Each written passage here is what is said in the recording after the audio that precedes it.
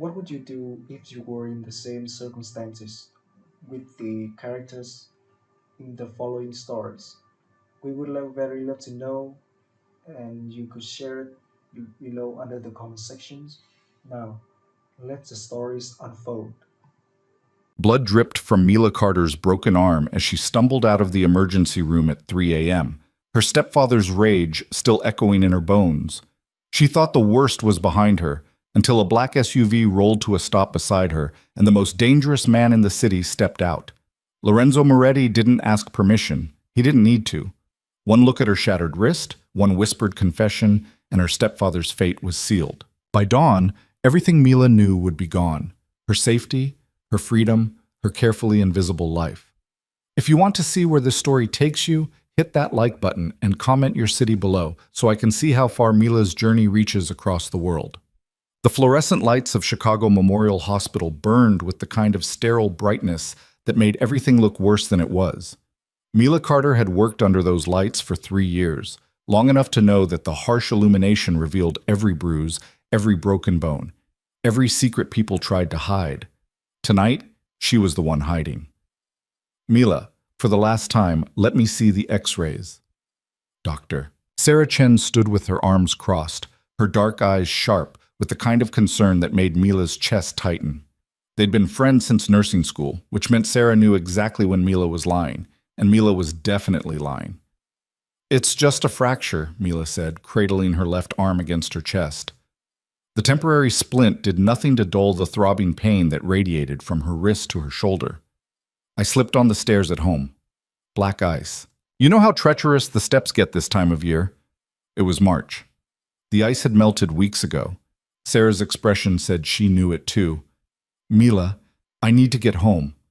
Mila stood abruptly, swaying slightly as exhaustion and pain crashed over her in waves. Her shift had ended 2 hours ago, but she'd stayed late finishing charts, avoiding the inevitable. Thank you for the splint. I'll follow up with orthopedics next week. You're lying to me. Sarah's voice dropped low, the way it did when she was treating a frightened child in the oncology ward. Gentle, but unyielding. Someone hurt you. Was it him? Your stepfather? Mila's throat constricted. The careful wall she'd built around the truth trembled, threatening to collapse. She thought of Thomas Carter waiting at home, probably passed out drunk on the couch by now, his rage spent after he'd shoved her down the basement stairs for questioning why he'd stolen money from her wallet again. Sarah, please, I just need to go home. That's not a home, Mila. That's a prison. The words hit harder than Thomas's hands ever had. Mila blinked rapidly, refusing to let the tears fall. She'd survived 24 years by being invisible, by not making waves, by accepting that some things couldn't be changed. Her mother had married Thomas when Mila was 12, and he'd made their lives hell ever since. After her mother died 2 years ago, Mila should have left, should have run. But grief had roots that grew deep and tangled, wrapping around your ankles until you couldn't remember how to move forward. I'll be fine, Mila whispered. I always am. She walked out before Sarah could stop her, pushing through the emergency room doors into the frigid Chicago night. The March wind cut through her thin scrubs and jacket, carrying the smell of exhaust and late winter rain. The parking lot stretched before her, nearly empty at 3 a.m., her beat-up Honda Civic waiting in the far corner under a flickering streetlight. Mila had parked there on purpose, the darkest spot, the place where no one would see her cry. She made it halfway across the lot before the tears came, hot and bitter, against her frozen cheeks. The pain in her arm pulsed with each heartbeat, a relentless reminder of Thomas's shouted accusations, his whiskey-soaked breath, the moment when his hands had found her shoulders and shoved. You're just like your mother. Worthless. Ungrateful. Taking up space in my house. Except it wasn't his house. The modest 2-bedroom on the south side had belonged to Mila's mother, passed down from Mila's grandmother. Thomas had simply moved in and claimed it like he claimed everything else, through intimidation and violence. Mila fumbled in her purse for her keys with her good hand, her vision blurred by tears and exhaustion. She didn't hear the vehicle approach until it was too late. The black SUV rolled to a stop directly in front of her, blocking her path to the Honda. It was the kind of vehicle that cost more than Mila would make in 5 years. All tinted windows and gleaming chrome, utterly silent despite its massive size. The engine purred like a satisfied predator. Mila froze. Every instinct screamed at her to run, but her legs had turned to stone.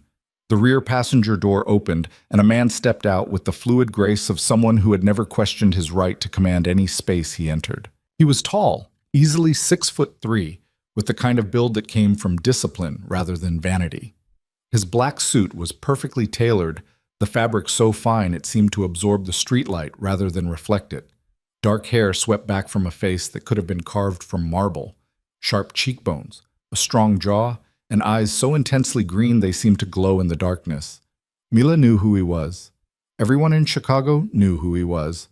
Lorenzo Moretti. The name spoken in whispers, never in daylight. The man who controlled half the city's underground operations, smuggling, gambling, protection. The king of Chicago's Italian Mafia, whose word was law and whose enemies simply disappeared. And he was looking directly at her. "You're hurt." His voice was low and measured, with the faintest trace of an Italian accent softening the consonants. Not a question, an observation. Mila's heart hammered against her ribs. "I'm fine." "You're not." Lorenzo moved closer, and Mila caught the scent of expensive cologne and something darker, gunpowder maybe, or blood. "Your arm is broken. You've been crying, and you're afraid." "I need to get home." The words came out shakier than Mila intended. "Who hurt you?"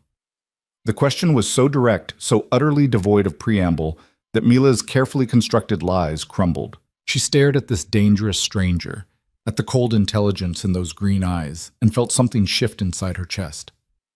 "No one," she whispered. Lorenzo's expression didn't change, but something flickered behind his eyes. Disappointment maybe, or recognition. He'd heard lies before. Probably told 1,000 of his own. "I'm going to ask you one more time, Nurse Carter." The fact that he knew her name should have terrified her. It didn't. "Who hurt you?" Mila's breath caught. The parking lot seemed to shrink until there was nothing but this man and the weight of his question. In the distance, an ambulance siren wailed. A car alarm chirped, the normal sounds of a city that never truly slept. "My stepfather." The confession tore itself free before Mila could stop it. "Thomas Carter. He pushed me down the stairs because I asked him to stop stealing my money." Lorenzo's jaw tightened almost imperceptibly. He raised one hand and immediately 2 men emerged from the SUV. They were built like brick walls, their suits struggling to contain shoulders that looked like they could break down doors. "Address," Lorenzo said to Mila. "What?" "Your address, Nurse Carter. Where does Thomas Carter live?" Mila's mind reeled. "I don't understand." "You will," Lorenzo gestured to his men. "Take her home, collect her belongings. Mr. Carter and I need to have a conversation about how men should treat women." "No." Mila stepped backward, panic surging through her veins. "No, please. If you hurt him, it'll only make things worse. He won't do anything." Lorenzo's voice cut through her protests like a blade through silk. "After tonight, Thomas Carter will never touch you again. You have my word." "Why?" The question burst from Mila's lips. "Why do you care? You don't even know me." For the first time, Lorenzo's expression softened. It was subtle, a slight relaxation around his eyes, a shift in the set of his mouth, but it transformed his entire face. He looked almost human. "I knew your mother," he said quietly. "Elena Russo. Before she became Elena Carter. Before she married that waste of oxygen currently drinking himself to death in her house." Mila's world tilted sideways. "You knew my mother?" 12 years ago, she saved my life." Lorenzo's gaze drifted past Mila, focusing on some distant memory. "I was shot during a territorial dispute, left for dead in an alley off Ashland Avenue. Your mother found me on her way home from her nursing shift. She could have walked away, called the police, let me bleed out. Instead, she stopped the bleeding and called a doctor she trusted, a doctor who understood discretion." Mila's throat had gone completely dry. Her mother had never mentioned this, never spoken about saving a mobster's life. Before she left me at the doctor's office, she made me promise something. Lorenzo's eyes returned to Mila's face, and the intensity there was almost unbearable. "She said, I have a daughter, 12 years old, brown hair, her father's eyes. If anything ever happens to me, if she ever needs help, you find her. You protect her. I gave her my word, and I never break my word. Tears streamed down Mila's cheeks now, hot and relentless. She never told me. She was protecting you from my world, from the knowledge that she'd tied your safety to a man like me. Lorenzo pulled a white handkerchief from his pocket and held it out. When Mila didn't take it, he gently dried her tears himself, his touch surprisingly careful. But Elena is gone now, and you're standing in a parking lot at 3 a.m. with a broken arm and nowhere safe to go. So I'm keeping my promise. I can't just leave, Mila protested weakly. My job, my apartment. You rent a room in a house owned by Thomas Carter. You work 16-hour shifts to avoid going home. You eat one meal a day because he steals your grocery money. Lorenzo's voice remained gentle, but the words were ruthless in their accuracy. That's not a life, Nurse Carter. That's survival. And you deserve better. One of Lorenzo's men, a mountain of muscle with a scar bisecting his left eyebrow, opened the SUV's rear door. Boss, we should move. Too exposed here. Lorenzo nodded, then turned back to Mila. You have a choice. You can get in the car, let my men collect your belongings, and come to my estate where you'll be safe while your arm heals. Or you can walk to your Honda, drive home to Thomas Carter, and spend the rest of your life looking over your shoulder. It wasn't really a choice. Mila had learned long ago that sometimes the only way to survive was to recognize when you'd run out of options. She climbed into the SUV. The interior smelled like leather and wealth, all polished wood accents and climate-controlled air. Lorenzo slid in beside her while his men took the front seats. The engine purred to life, and suddenly they were moving through Chicago's empty streets with the smooth efficiency of a shark through dark water. 2847 South Carpenter Street, Mila whispered, giving them the address. Second floor. My room is the one on the right. Everything I own fits in 2 suitcases. Lorenzo pulled out his phone and sent a rapid text. My men will be discreet. Your neighbors won't see anything. What are you going to do to Thomas? The question hung in the air between them. Lorenzo turned to face her fully, and Mila saw something ancient and cold in those green eyes. Something that had witnessed terrible things and emerged unchanged. I'm going to explain why he's leaving Chicago tonight, Lorenzo said calmly. I'm going to make it very clear what will happen if he ever contacts you again. And then I'm going to arrange transportation to a city of his choosing, along with enough money to start over somewhere far from here. He'll accept these terms because the alternative is significantly less pleasant. You're not going to kill him. Mila was surprised to hear the certainty in her own voice. Lorenzo's lips curved into something that might have been a smile on a different man. No, your mother made me promise to protect you, not to become a murderer on your behalf. Besides, death is quick. Exile is eternal. Thomas Carter will spend the rest of his life knowing he lost everything because he raised his hand to the wrong woman. The SUV glided through the South Side, past shuttered shops and empty playgrounds, through neighborhoods that looked different in the dark. Mila watched her city blur past the tinted windows and wondered if she was making the biggest mistake of her life, or the first real choice she'd made in years. Why were you at the hospital tonight? She asked suddenly. At 3 a.m. in the parking lot. That wasn't a coincidence. Lorenzo was quiet for a long moment. I've had someone watching you for the past 6 months, making sure you were safe. When my man reported that you entered the emergency room as a patient rather than a nurse, I knew something had happened. I was already on my way when you walked out. Mila should have been outraged at the invasion of privacy. Instead, she felt something else entirely. A strange, complicated gratitude. For 6 months, someone had been watching over her, making sure she was okay, caring about her welfare in a way no one had since her mother died. That's incredibly invasive, she said, but there was no heat in it. Yes, Lorenzo agreed simply. It is. I won't apologize for it. The SUV turned onto Lakeshore Drive, heading north away from Mila's neighborhood. The skyline rose before them, a forest of glass and steel reflecting the pre-dawn darkness. They drove in silence for several minutes, the only sound the whisper of tires on pavement. Where's your estate? Mila finally asked. Kenilworth, North Shore. Lorenzo gestured vaguely toward the windshield. 40 minutes from the city. Private. Secure. You'll have your own room, your own space. A doctor will see you tomorrow morning to properly set the fracture. I have to work. My shift starts at 3 tomorrow afternoon. You're taking medical leave. I'll arrange it with the hospital administration. Mila's exhaustion was giving way to irritation. You can't just rearrange my entire life. I can. I am. Lorenzo's tone remained maddeningly calm. You need 6 weeks for that fracture to heal. During that time, you'll stay at the estate, recover properly, and decide what you want to do next. After 6 weeks, if you want to return to your own apartment, which I'll help you secure, and your job, you're free to leave. But you will not go back to Thomas Carter's house. That chapter of your life is over. The certainty in his voice was almost hypnotic. Mila found herself nodding, even as part of her brain screamed that this was insane. You didn't just climb into a car with a mafia boss and let him dictate your future. Except that was exactly what she was doing. I don't understand why you're doing this, Mila said quietly. A promise to my mother doesn't explain all of this. The surveillance, the immediate intervention, the complete upheaval of my life. There has to be something more.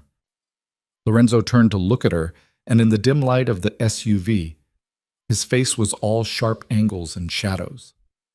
Your mother saw me at my worst, bleeding, desperate, vulnerable, and she chose kindness. In my world, Nurse Carter, kindness is rarer than diamonds and more valuable than gold. She asked only one thing in return, that I keep you safe. It's the easiest promise I've ever kept. The SUV exited onto a private road lined with massive estates set back from the street behind gates and hedges. Old money lived here, the kind that didn't need to announce itself.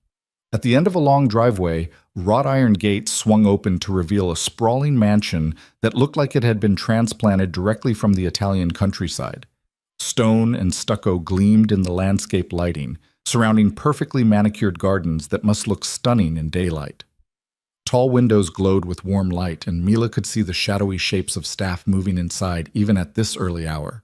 This is your home? She breathed. One of them. Lorenzo's expression was unreadable. I hope you'll be comfortable here. The SUV stopped at the front entrance, where a woman in her 50s waited at the top of the marble steps. She was elegant and composed, with steel-gray hair pulled into a neat bun and kind eyes that took in Mila's appearance with immediate understanding. This is Maria Delgado, Lorenzo said as he helped Mila from the vehicle with his good hand carefully supporting her uninjured arm. She manages the household staff. Anything you need, she'll provide. Maria descended the steps and took Mila's good hand in both of hers. Welcome, Miss Carter. I've prepared the East Guest Suite for you. Let's get you settled and comfortable. You look exhausted. Mila was beyond exhaustion. She'd entered some strange realm where reality had become fluid and nothing made sense anymore. She followed Maria into the mansion, through a foyer with soaring ceilings and crystal chandeliers, up a sweeping staircase with a carved wooden banister that felt like silk under her palm. The East Guest Suite was larger than Mila's entire room at Thomas's house. A massive 4-poster bed dominated the space, dressed in soft linens that looked like clouds. Floor-to-ceiling windows overlooked the gardens, currently dark but promising beauty in daylight. An ensuite bathroom featured a clawfoot tub and separate shower, all marble and gold fixtures. Your belongings will arrive within the hour, Maria said gently.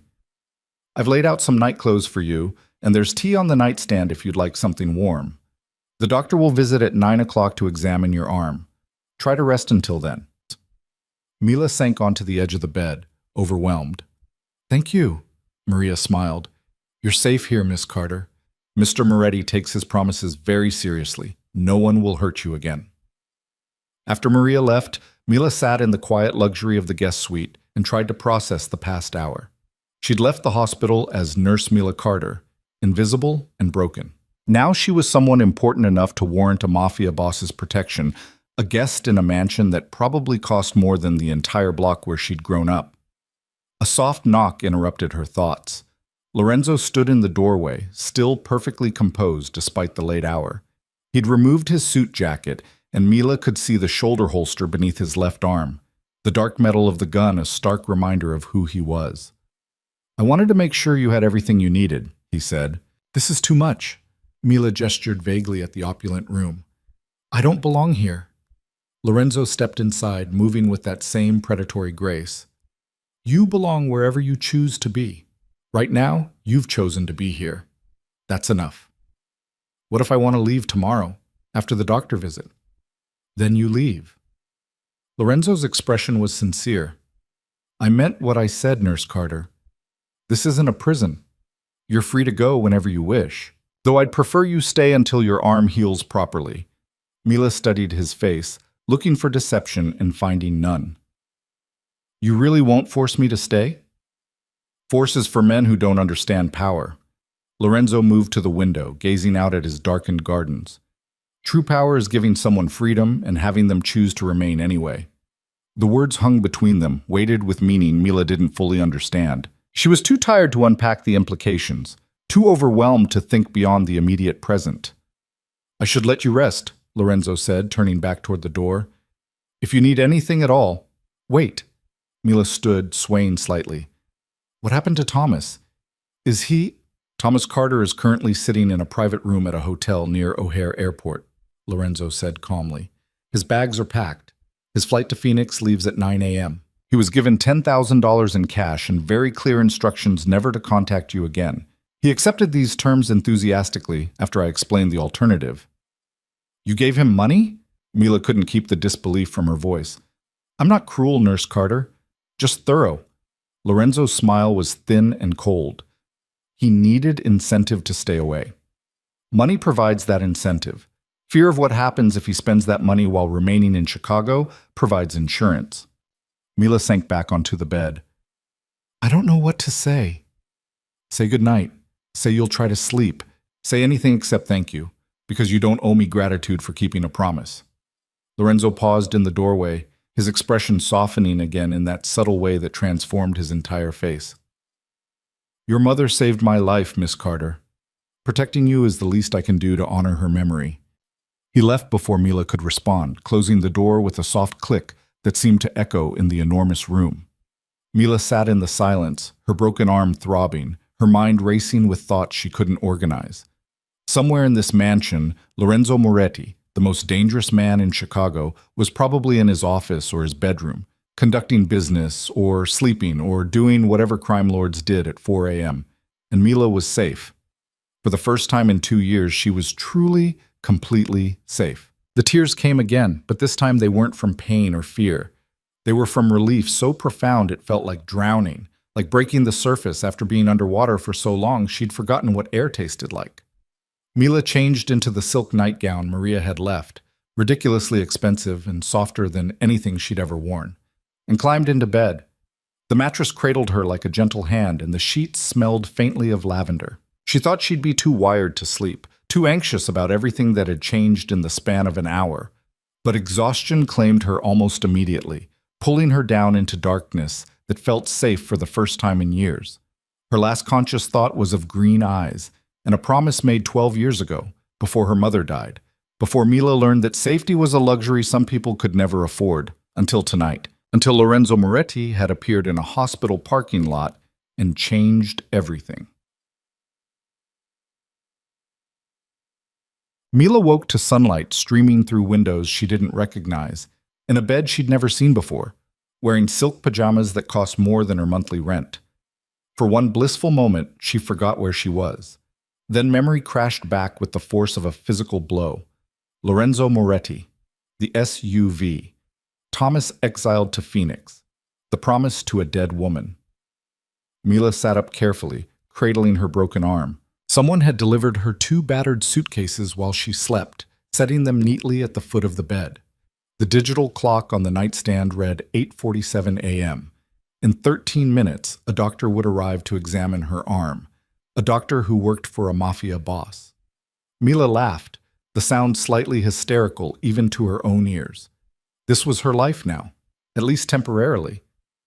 A soft knock preceded Maria's entrance. The older woman carried a breakfast tray loaded with fresh fruit, toast, and what smelled like heaven in a coffee pot. Good morning, Miss Carter. How did you sleep? Better than I have in years, Mila admitted, which feels strange to say, given the circumstances. Maria set the tray on the small table by the window and began arranging the dishes. Mr. Moretti has that effect on people. Those he protects sleep very well indeed. Those he hunts, she trailed off with a knowing smile. Well, they don't sleep at all. The casual mention of Lorenzo's darker activities should have frightened Mila. Instead, she found it oddly comforting. The man who had saved her from Thomas was the same man whose enemies disappeared. There was a brutal honesty in that, a clarity that Mila's normal world lacked. Eat, Maria encouraged. Dr. Ross will be here shortly. He's very good. He's been treating Mr. Moretti's household for 15 years. Mila picked at the fruit, her stomach too knotted with anxiety to appreciate the quality of the food. Where's Mr. Moretti? In his office. He has business calls this morning, but he asked to be notified once Dr. Ross finishes examining you. Maria's expression turned gentle. He's very concerned about your recovery. He doesn't even know me. He knew your mother. For Mr. Moretti, that's more than enough. Doctor. Ross arrived precisely at 9 o'clock. A silver-haired man with steady hands and kind eyes who examined Mila's arm with professional efficiency. He asked questions about the injury without asking who had caused it, clearly understanding that some answers were better left unspoken. It's a clean fracture, he announced after studying the x-rays he'd taken with a portable machine. You'll need a proper cast, which I'll apply now. 6 weeks of healing, then we'll reevaluate. You were lucky, Miss Carter. A few inches higher and you could have shattered your elbow. Lucky. Mila supposed that was one way to describe surviving Thomas's rage. The cast application was quick and professional. Dr. Ross chose a deep blue fiberglass that looked almost stylish against Mila's skin. He prescribed pain medication, gave instructions for care, and promised to check on her progress in 2 weeks. After he left, Mila sat in the beautiful bedroom and tried to figure out what to do with herself. She was used to 16-hour shifts, to constant motion and purpose. Sitting still felt alien, almost dangerous. Another knock. This time, Lorenzo stood in the doorway, changed into casual clothes, dark jeans and a gray sweater that somehow made him look even more imposing than the suit had. Dr. Ross says you'll heal well, he said. How do you feel? Confused? Displaced? Like I'm living in someone else's life. Mila met his eyes. But the pain is better. Thank you for arranging the doctor visit.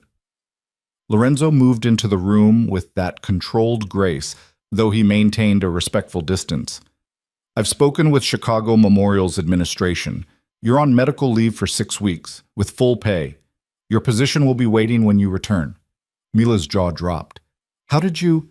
The hospital's chief of staff is an old friend. He was happy to accommodate my request, especially when I mentioned your dedication to the pediatric oncology ward. Lorenzo's expression remained neutral. Your job is secure, Miss Carter. You don't need to worry about finances while you recover. You can't just fix everything with a phone call. I just did. The arrogance should have infuriated her. Instead, Mila felt an unexpected laugh bubble up. You're impossible. I'm effective. There's a difference. Lorenzo gestured toward the window. Would you like a tour of the grounds? The gardens are particularly beautiful this time of morning, and the fresh air might help clear your head. Mila stood, suddenly desperate to move, to do anything except sit in luxury while her brain tried to process the seismic shift her life had undergone. I'd like that. They walked through the mansion together, Lorenzo pointing out details with the easy knowledge of someone who'd lived here for years. The library with its floor-to-ceiling bookshelves, the formal dining room that could seat 20, the music room with a grand piano that gleamed like black ice. Do you play? Mila asked, gesturing to the piano. My mother insisted I learn. She said music civilized savage souls. Lorenzo's smile was brief and sad. I'm not sure it worked. Outside, the gardens were stunning, manicured lawns giving way to wilder areas with native plants and meandering stone paths. A fountain burbled in the center courtyard, and Mila could hear birds singing in the trees that bordered the property. It's beautiful, she said quietly. Elena would have loved it. Lorenzo stopped beside the fountain, his expression distant. Your mother. When she saved me, I was living in a one-bedroom apartment above a butcher shop, bleeding on cheap carpet and wondering if I'd live to see sunrise. I promised myself that if I survived, I'd build something better, something worthy of the second chance she gave me. Mila studied the mansion, the grounds, the evidence of wealth and power surrounding them. You've certainly done that. Material success is easy when you're willing to break certain rules. Lorenzo turned to face her fully. Building something meaningful, that's harder. I'm still trying to figure out if I've managed it. The vulnerability in his words surprised Mila. She'd expected a crime lord to be many things: ruthless, calculating, cold. She hadn't expected introspection or genuine uncertainty. Why organized crime? She asked. If you wanted to honor my mother's memory, why not choose something legal? Lorenzo was quiet for a long moment. I was 17 when I came to Chicago from Sicily. No money, no family, no options. The Mafia took me in, trained me, gave me purpose. By the time I was old enough to understand I could choose differently, I was already too deep. The only way out was up, to a position where I could shape the organization rather than let it shape me. So you became the boss. I became the boss who enforces certain rules. No human trafficking, no drugs sold near schools, no targeting civilians who don't involve themselves in our business. I can't make the Mafia disappear, Miss Carter, but I can make it less monstrous than it would be under different leadership. Mila considered this. That's a very fine moral line you're walking. It's the only line I have. Lorenzo's green eyes met hers with uncomfortable honesty. I'm not a good man pretending to be bad. I'm a bad man trying to be less terrible than my nature suggests. Your mother saw potential in me. I've spent 12 years trying to prove she wasn't wrong. They walked in silence for a while, following a path that wound through flowering trees just beginning to bud. Mila's arm ached despite the pain medication, but the discomfort felt distant, manageable. Everything felt distant out here, as if the estate existed in a bubble separate from the rest of the world. What happens now? Mila finally asked. I can't just live here indefinitely, waiting for my arm to heal. You can do whatever you want. Read in the library, walk the grounds. Maria can arrange for anything you need: books, clothes, entertainment, or you can rest and heal without pressure to do anything at all. Mila shook her head. I'm not good at doing nothing. Then don't. Lorenzo led her back toward the mansion. There's a home office on the second floor with computers and internet access. If you want to take online courses, research medical journals, or simply stay connected to the world, the resources are available. They entered through a side door that led directly into a sunny breakfast room. Maria had laid out lunch: fresh bread, cheese, fruit, and sliced meats arranged beautifully on fine china. I should probably eat alone, Mila said. You must have work to do. I always have work to do. It can wait. Lorenzo pulled out a chair for her with old-fashioned courtesy that seemed at odds with his reputation. Unless you'd prefer privacy? Mila surprised herself by sitting down. No, company is nice. They ate together in comfortable silence, and Mila found herself relaxing incrementally. Lorenzo was surprisingly easy to be around when he wasn't radiating dangerous intensity. He asked about her work at the hospital, listened with genuine interest as she described the challenges of pediatric oncology nursing. It must be difficult, he said quietly, working with sick children. It's the hardest and most rewarding thing I've ever done. Mila's throat tightened, thinking about her young patients, brave, resilient kids fighting battles no child should face. They remind me that courage isn't about not being afraid. It's about facing fear and choosing hope anyway. Lorenzo's expression shifted, something like admiration flickering in his eyes. Your mother would be proud of who you've become. The words cracked something open in Mila's chest. Tears threatened, but she blinked them back. I wish she'd told me about you, about saving your life. She was protecting you from my world. It was the right choice. Lorenzo's voice softened. Elena understood that some associations are dangerous. She kept you safe by keeping you separate. And now I'm here anyway. Now you're here because the alternative was worse. That's different than choosing this life willingly. Mila set down her fork, appetite gone. What if Thomas comes back? What if your promise and your money aren't enough? Then Thomas Carter will learn that some mistakes are permanent. Lorenzo's tone remained conversational, but steel ran through every word. I'm not a man who makes idle threats, Miss Carter. Your stepfather understands very clearly what will happen if he ever approaches you again. He's not that stupid. You can't watch over me forever. No, Lorenzo agreed. but I can watch over you until you're strong enough to watch over yourself. 6 weeks. Let yourself heal, figure out what you want, and then decide your next move from a position of strength rather than fear. It was the most reasonable thing anyone had said to Mila in years. She found herself nodding, accepting the logic even as part of her brain screamed that nothing about this situation was normal or safe. They finished lunch and Lorenzo excused himself to handle business matters. Mila wandered the mansion alone, exploring rooms filled with art and history, until she found herself in the library Lorenzo had mentioned earlier.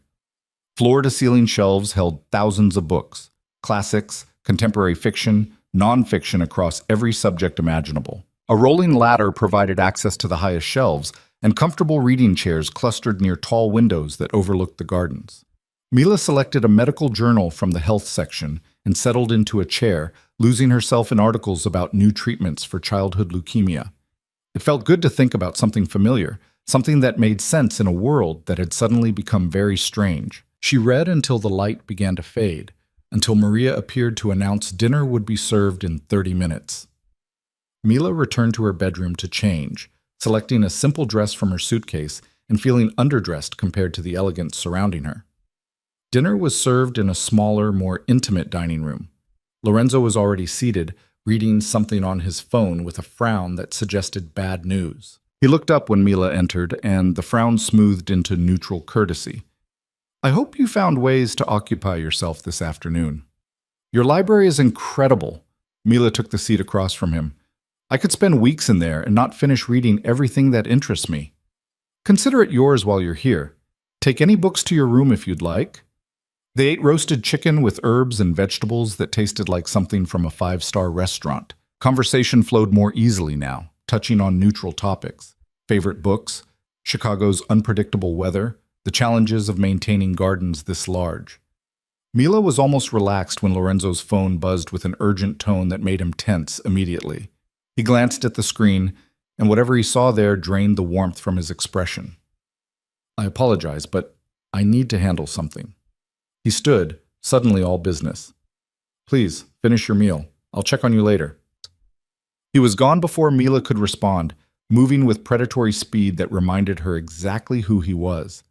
She finished eating alone, her brief sense of normalcy shattered by the reminder that this mansion, these gardens, this entire luxurious bubble existed because of violence and crime. Lorenzo Moretti was a criminal. A murderer, probably. A man who lived by rules that had nothing to do with law or justice. And Mila was living in his house, eating his food, accepting his protection. The thought should have terrified her. Instead, as Mila returned to her beautiful bedroom and prepared for bed, she felt something she hadn't experienced in years. Safe. Seen. Important enough to warrant protection. Tomorrow she would probably second-guess every choice that had led her here. But tonight, as she climbed into bed that felt like sleeping on clouds, Mila let herself simply accept the gift of one more day free from fear. One more day where Thomas Carter couldn't hurt her. One more day in the strange sanctuary Lorenzo Moretti had built from a promise to a woman who'd saved his life 12 years ago. Outside, a storm was gathering. Mila could hear thunder rumbling in the distance, see lightning flickering beyond the windows. But here, in this room, in this mansion, in the protection of the most dangerous man in Chicago, she was safe. For now, that was enough. The storm broke just after midnight, rain lashing against the windows with enough force to wake Mila from dreams she couldn't quite remember. She lay in the darkness, listening to thunder roll across the estate, and tried to reconcile the past 24 hours with any version of reality she recognized. Her phone buzzed on the nightstand, a text from Sarah Chen. "Where are you? Called the house. Thomas said you moved out. Are you safe?" Mila stared at the glowing screen, trying to formulate an answer that wouldn't sound insane. "I'm safe. Staying with a family friend while my arm heals. I'll explain everything soon." It was a lie wrapped around a truth wrapped around something so complicated Mila didn't have words for it yet. She set the phone down and closed her eyes, willing sleep to return.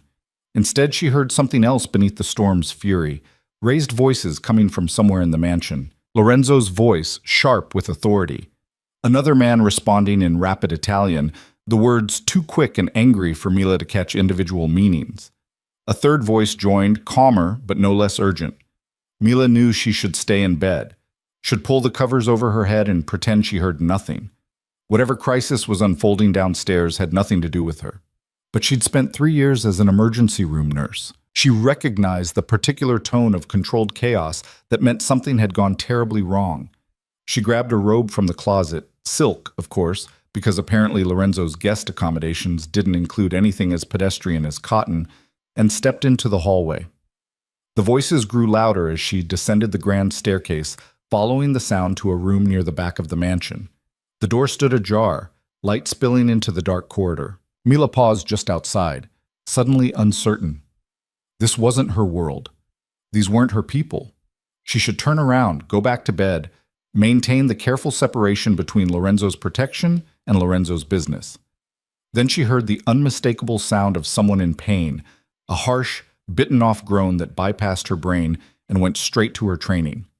Mila pushed the door open. The room was a study or office, all dark wood and leather furniture. Lorenzo stood beside a massive desk, his shirt sleeves rolled up, and blood, not his own, Mila registered with clinical detachment, splattered across the white fabric. Two of his men flanked the desk, their expressions grim. And slumped in the leather chair, bleeding from a wound in his shoulder, was a man Mila didn't recognize. He was young, maybe 30, with dark hair matted with sweat and skin gone pale with blood loss. Every head turned toward Mila when she entered. Lorenzo's expression cycled through surprise, concern, and something that might have been resignation. "You should be sleeping," he said quietly. "You have a man bleeding in your office." Mila moved toward the injured man with the automatic efficiency of someone who'd triaged hundreds of patients. "How long ago was he shot?" "Miss Carter." "How long, Mr. Moretti?" Mila's voice carried the authority she used in the ER when doctors tried to override her assessment. "Because if it's been more than 30 minutes, he's going into shock. And if the bullet nicked his subclavian artery, he'll be dead in 20. Lorenzo studied her for a beat, then stepped aside. 40 minutes. Drive-by shooting in Little Italy. Marco took a bullet meant for me. Mila was already at Marco's side, her fingers finding his pulse. Fast and thready, definitely heading toward shock. She pulled back his blood-soaked shirt to examine the wound. Entry point high on the left shoulder, no visible exit wound.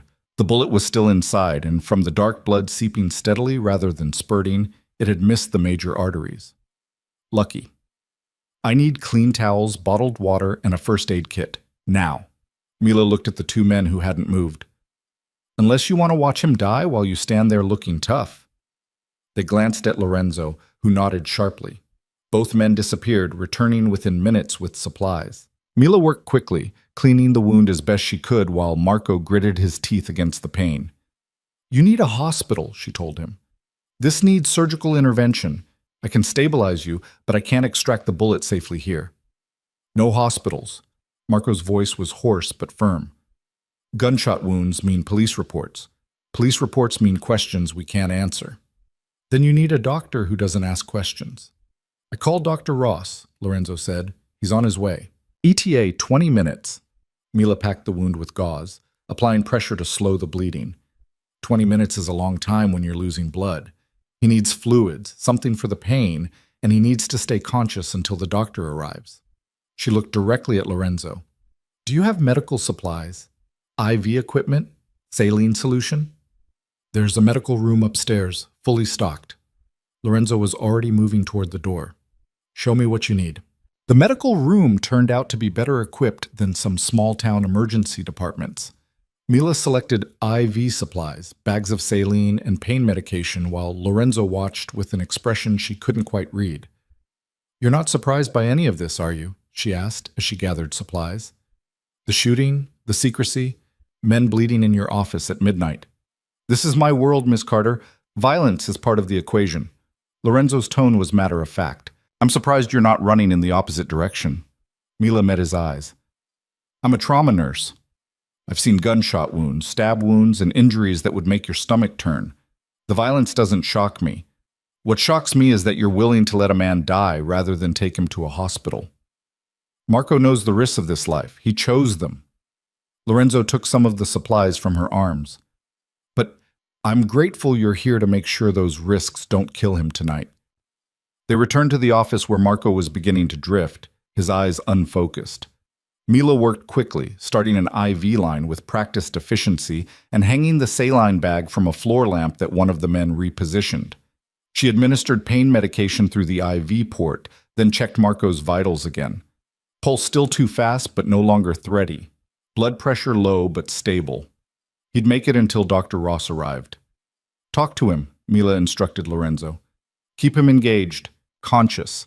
Tell him a story, ask him questions, anything to keep his mind active. Lorenzo pulled a chair close to Marco and began speaking in low, rapid Italian. Marco responded weakly, but his eyes focused on Lorenzo's face, tracking the conversation. Whatever Lorenzo was saying seemed to work. Marco even managed a faint smile at one point. Mila monitored the IV drip and checked the wound packing every few minutes. The bleeding had slowed significantly. Barring complications, Marco would survive. Dr. Ross arrived 18 minutes after Lorenzo's call, carrying a large medical bag and wearing the unflappable expression of a man who'd done this many times before. He took in the scene with a single glance, nodded to Mila with something like approval, and immediately began examining Marco. "Good work, Miss Carter," he said as he inspected her IV placement. "Very clean line, proper saline flow. You've bought him the time he needed." Together, they prepared Marco for bullet extraction. Dr. Ross worked with calm efficiency, using local anesthetic and surgical tools that gleamed under the office lighting. Mila assisted, anticipating his needs with the seamless coordination that came from years of emergency medicine. Lorenzo watched from across the room, his expression unreadable. His other men had positioned themselves by the door and windows, standing guard with the alert stillness of soldiers who knew danger could arrive at any moment. The bullet extraction took 40 minutes. Dr. Ross pulled a misshapen piece of metal from Marco's shoulder and dropped it into a steel tray with a soft clink. "Damaged but intact, no fragmentation. The shoulder will heal, though he'll need physical therapy." Dr. Ross began closing the wound with neat stitches. He was fortunate. A few centimeters to the right, and we'd be having a very different conversation. Marco, foggy with pain medication but conscious, managed a weak laugh. "Remind me to duck faster next time, Doc." "Remind yourself to choose a different profession," Dr. Ross replied dryly. "Though I suppose you're all a bit old to become accountants at this point." It took another 30 minutes to finish the procedure, administer antibiotics, and ensure Marco's vitals remained stable. Dr. Ross gave detailed care instructions, left additional medication, and departed with the same discretion he'd arrived with. Mila helped Lorenzo's men move Marco to a bedroom on the first floor, easier than navigating stairs, and got him settled with water, medication, and strict orders to rest for the next 48 hours.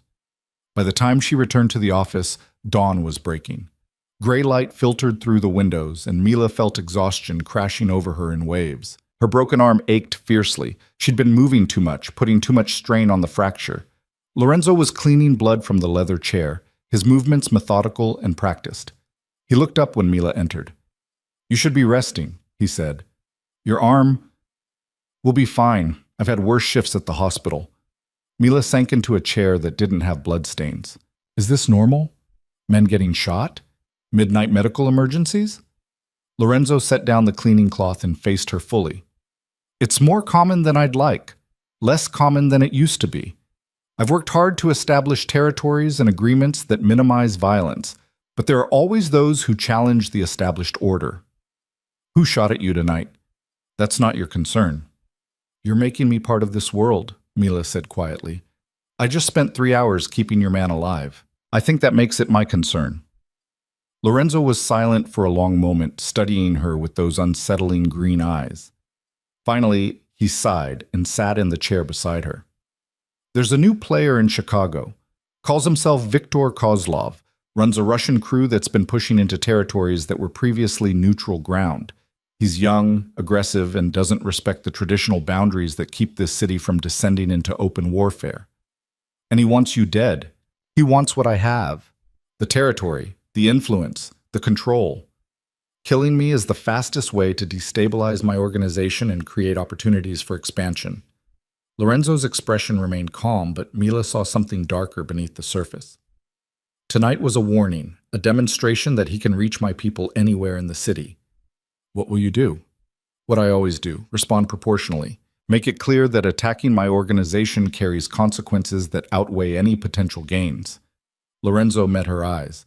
This is what I am, Miss Carter, what I've always been. The man who protects you is the same man who will order violence against those who threaten what's mine. If that changes your opinion of me, I understand. Mila considered this. She should be horrified. Should recognize this as her chance to leave, to walk away from a world where bullets flew and men bled in expensive offices at midnight. But she thought of Marco, who'd taken a bullet meant for Lorenzo, of the loyalty that inspired such sacrifice, of Lorenzo himself, who'd dropped everything to ensure his injured man received care, who'd kept Marco conscious and calm through sheer force of will and compassion. My mother saved your life, Mila said slowly. You could have forgotten about her, could have ignored the promise you made. Instead, you've watched over me for months, protected me from Thomas, given me a safe place to heal. That doesn't excuse... I'm not finished. Mila leaned forward, ignoring the pain in her arm. You're a criminal. You break laws, probably order terrible things, live by rules that have nothing to do with justice. But you also enforced boundaries that keep drugs away from schools. You exile abusive men instead of killing them. You employ people like Dr. Ross and Maria who could work anywhere but choose to work for you. Lorenzo's expression shifted, something like surprise flickering across his features. I'm not saying you're a good man, Mila continued. I'm saying you're more complicated than I expected. And the world you've shown me, the protection, the loyalty, the fierce commitment to those promises you make, that's not something I'm ready to walk away from yet. You're still in shock from everything that's happened, Lorenzo said quietly. In a few days, when reality settles, you'll feel differently. Maybe. Or maybe I'm finally seeing clearly for the first time in years. Mila stood, swaying with exhaustion. I'm going to sleep now. Check on Marco when I wake up. Try to process the fact that I just performed emergency medicine in a Mafia boss's office. She made it to the door before Lorenzo's voice stopped her. Thank you for saving Marco's life. Mila looked back at him, this dangerous, complicated man who'd turned her world upside down in the span of 48 hours. You're welcome. Try not to let anyone else get shot before I've had some sleep. His smile was brief and genuine. I'll do my best. Mila returned to her room as sunlight strengthened outside the windows. She should have been terrified by everything she'd witnessed. Instead, as she fell into bed still wearing the blood-flecked silk robe, she felt strangely energized.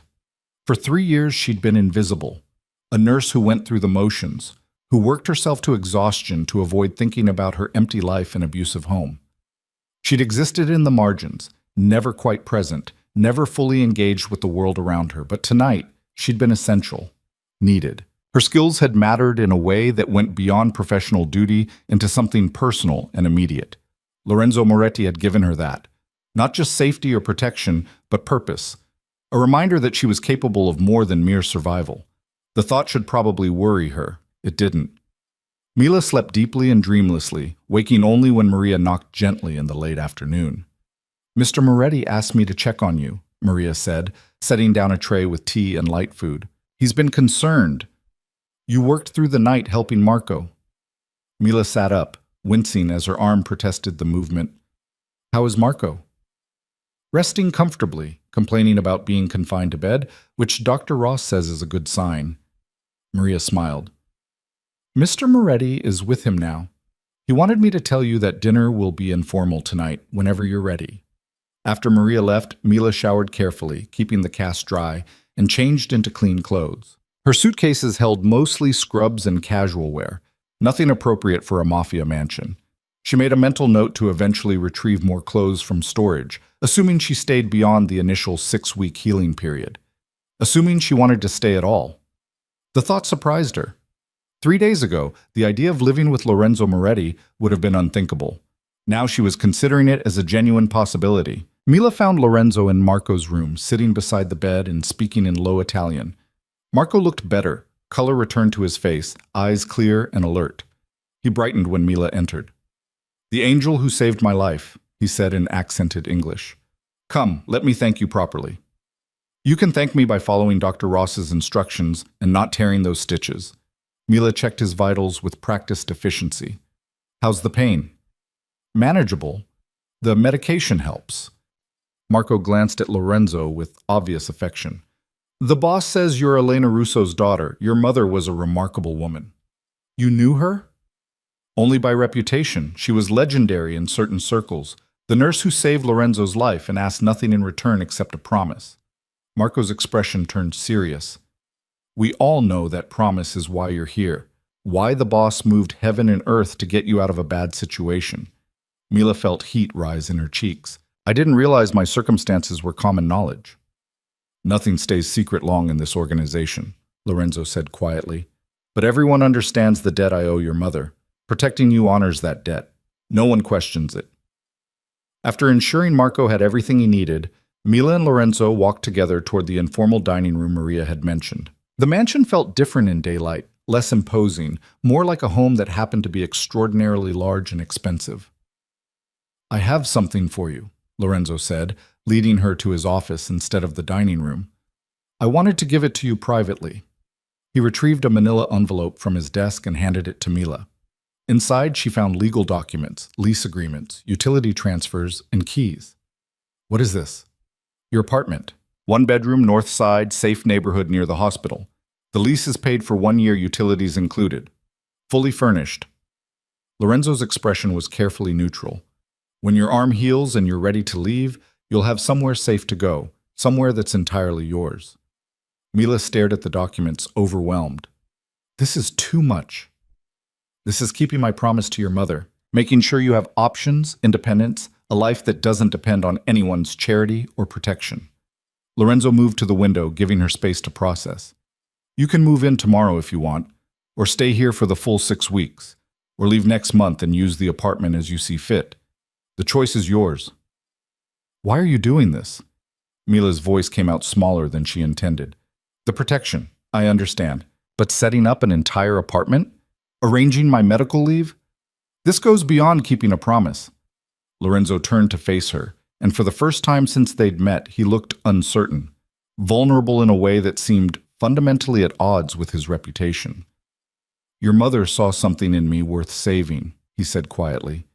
She looked at a bleeding criminal in an alley and decided his life had value. No one had ever done that before. My own family certainly never had. He paused, choosing his words carefully. When she made me promise to protect you, I thought it would be simple. Money? Maybe. A phone call if you ever needed help? I didn't expect to spend 12 years watching from a distance as you built a career, survived your mother's death, and endured abuse from a man who should have protected you instead of hurting you. You've been watching me for 12 years? Mila couldn't decide if that was comforting or terrifying. Not constantly, just periodic check-ins to ensure you were safe. The surveillance intensified 6 months ago when my contacts reported that Thomas's drinking was getting worse. Lorenzo's jaw tightened. I should have intervened sooner, before he broke your arm. That failure is mine to carry. You're not responsible for Thomas's actions. No, but I am responsible for keeping a promise to your mother. And I failed to prevent you from being hurt. Lorenzo crossed the room, stopping a careful distance away. So yes, Miss Carter, I'm doing more than necessary, because adequate isn't good enough when it comes to honoring the memory of the woman who saved my life. Mila looked down at the apartment keys in her hand, solid and real and representing a future she'd barely dared to imagine. Freedom, independence, a home that was truly hers. Thank you, she whispered, for all of it. They stood in silence for a moment, the weight of unspoken things hanging between them. Then Lorenzo's phone buzzed with an urgent tone that shattered the intimacy of the moment. He glanced at the screen, and his expression hardened. I need to handle something. Will you excuse me? Of course. Lorenzo left quickly, already speaking in rapid Italian to whoever had messaged. Mila remained in the office, holding the keys to her new apartment and trying to understand the strange ache in her chest. She should be planning her departure, should be counting down the days until her arm healed and she could reclaim her independent life. Instead, she found herself hoping the 6 weeks would pass slowly, found herself wanting more evenings of conversation over dinner, more glimpses of the complicated man beneath Lorenzo's dangerous reputation. The realization should have frightened her. It didn't. Over the next 2 weeks, Mila settled into an unexpected routine. Mornings spent reading in the library or walking the gardens when weather permitted. Afternoons checking on Marco's recovery, and occasionally helping Dr. Ross with follow-up care. Evenings with Lorenzo when his business allowed, talking about everything and nothing over meals that Maria prepared with obvious love. They didn't discuss his criminal activities, didn't acknowledge the men who came and went at odd hours, or the tense phone calls Lorenzo took in Italian or Russian, or languages Mila didn't recognize. There was an unspoken agreement to keep those worlds separate. Lorenzo's protection of her existed in a bubble apart from his darker dealings. But the bubble couldn't last forever. It shattered on a Tuesday evening when Mila answered the library phone, an old landline that rarely rang, and heard a voice that sent ice through her veins. "Hello, Mila." Thomas Carter, calling from Phoenix or wherever Lorenzo had exiled him. "How did you get this number?" Mila's hand trembled as she gripped the receiver. "I still have friends in Chicago, people who owe me favors." Thomas's voice carried the edge of suppressed rage. "Did you really think you could just disappear? That sending me away would solve everything?" "Lorenzo warned you. Lorenzo Moretti doesn't scare me. He's just another thug with delusions of power." Thomas laughed, the sound ugly and familiar. "You made a mistake, Mila, aligning yourself with criminals. When this all falls apart, and it will, you'll have nowhere left to run." The line went dead. Mila stood frozen, the dial tone buzzing in her ear, as fear she'd thought conquered came rushing back. Thomas had found her, knew where she was. The safety Lorenzo had provided suddenly felt fragile, temporary, built on foundations that could crack at any moment. She found Lorenzo in his office, reviewing documents with two of his senior advisors. He took one look at her face and immediately dismissed the men. "What happened?" "Thomas called. The library phone. He knows I'm here." The words tumbled out in a rush. "He said you don't scare him, said everything will fall apart." Lorenzo's expression went cold and deadly. "Did he threaten you directly?" "Not exactly, but the implication was clear." Mila sank into a chair, her legs suddenly unreliable. "How did he find me?" "That's what I'm going to discover." Lorenzo was already on his phone, issuing orders in Italian. Within minutes, 3 men arrived, the same enforcers who'd been present the night Lorenzo had exiled Thomas. The conversation was rapid and intense, conducted mostly in Italian with occasional English words that Mila caught. "Phoenix, Trieste, permanent solution." Finally, Lorenzo turned back to Mila. "Thomas left Phoenix 3 days ago. My people lost track of him in Las Vegas. He's been moving around using cash to avoid detection. He's coming here. Possibly, or he's simply trying to frighten you from a distance." Lorenzo's tone was reassuring, but his eyes remained hard. "Either way, security around the estate is being increased immediately, and I'm going to make one more attempt to reason with your stepfather. If that fails..." He didn't finish the sentence. He didn't need to. "I don't want you to kill him," Mila said quietly. "No matter what he's done, I don't want his blood on your hands because of me." Lorenzo knelt beside her chair, bringing them eye to eye. "Then I won't kill him, but I will ensure he never contacts you again. Do you trust me to handle this?" Mila looked into those green eyes and found herself nodding. "Yes, I trust you." The words felt monumental, world-shifting. 3 weeks ago, she would never have trusted a criminal, a killer, a man whose business was violence and control. But Lorenzo had shown her another side, the man who kept promises, who protected fiercely, who treated her with a respect Thomas had never managed. "I'll take care of this," Lorenzo promised. "You're safe here, Mila. No one will hurt you again." He used her first name for the first time, and the intimacy of it sent warmth spreading through her chest. Over the next 48 hours, the estate transformed into a fortress. Additional guards appeared at the gates and along the property perimeter. Security cameras were installed in places Mila hadn't noticed needed monitoring, and Lorenzo himself became more present, working from home instead of his downtown office, always within reach if Mila needed him. On Thursday evening, Lorenzo's phone rang with news that made his shoulders relax fractionally. They found Thomas, he told Mila over dinner, back in Phoenix. Apparently his calls were attempts to harass you, not preludes to actual contact. He's being reminded of the terms of our agreement with considerably more force this time. What does that mean? It means Thomas Carter now understands that exile is a gift he shouldn't squander, and that any further contact with you will result in consequences he won't enjoy. Lorenzo's expression softened. He won't bother you again, Mila. I guarantee it. The relief was so profound, Mila felt tears threaten. Thank you. You keep thanking me for things I should do automatically. Lorenzo reached across the table, stopping just short of touching her hand. Protecting you isn't a favor, Mila. It's an obligation I'm honored to fulfill. Their eyes met and held, and something shifted in the air between them. Something Mila had been trying not to acknowledge for days now. The pull she felt toward this dangerous man, the way her heart rate increased when he entered a room, the disappointment when business called him away from their evening conversations. She was developing feelings for Lorenzo Moretti, complicated, inadvisable feelings that had no place in their arrangement. Lorenzo must have seen something in her expression because he drew his hand back, carefully reestablishing distance. Your arm should be healed enough to remove the cast in 3 weeks, he said, changing the subject with obvious deliberation. Dr. Ross will want to do x-rays to confirm the bone has set properly. And then I can go back to work. Mila tried to match his casual tone. Resume my normal life. If that's what you want. Isn't it what we agreed? 6 weeks of healing, then I return to independence? Lorenzo was quiet for a moment. Plans can change. If you wanted to stay longer, to use the estate as a home base while you transition back to work, the option is available. The offer hung between them, laden with implications neither seemed ready to address directly. I'll think about it, Mila said finally. But as she returned to her room that night, she knew the truth. She didn't want to leave.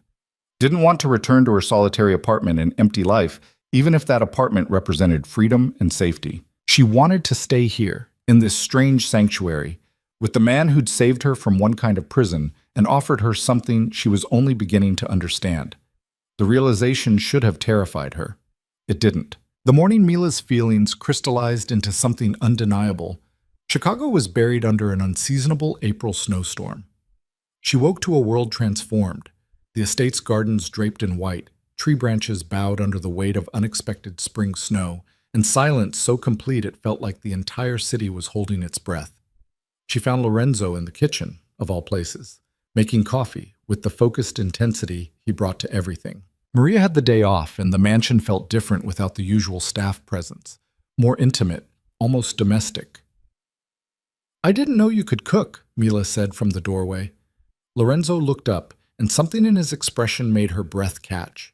He'd foregone his usual suit for dark jeans and a simple black sweater, his hair slightly disheveled as if he'd been running his hands through it. He looked younger this way, less like a crime lord and more like a man who might have chosen an entirely different life. I can make coffee and scrambled eggs. Beyond that, my culinary skills become dangerous. He gestured to the pot. Want some? They sat together at the kitchen island, a first since they usually took meals in the formal dining spaces, and watched snow fall past the windows. The intimacy of the moment felt deliberate, as if they'd both been circling this precipice for weeks and had finally decided to acknowledge it.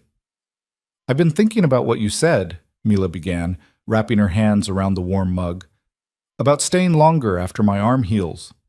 Lorenzo's expression remained carefully neutral. And? I don't want to leave. The confession came out quieter than Mila intended. Not in 3 weeks.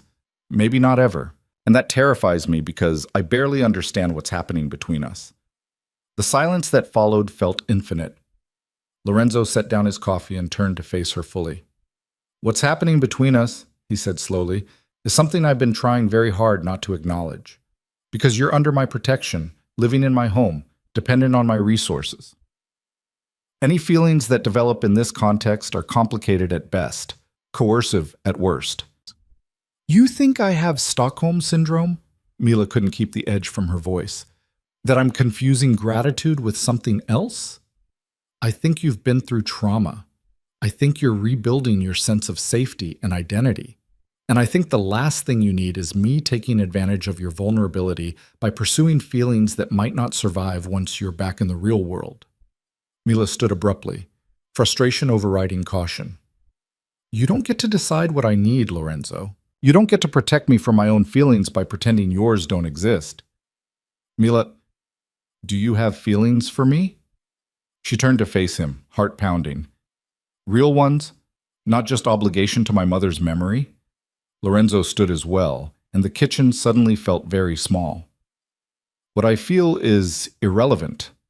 You deserve the chance to heal and figure out what you want without the pressure of my answer the question.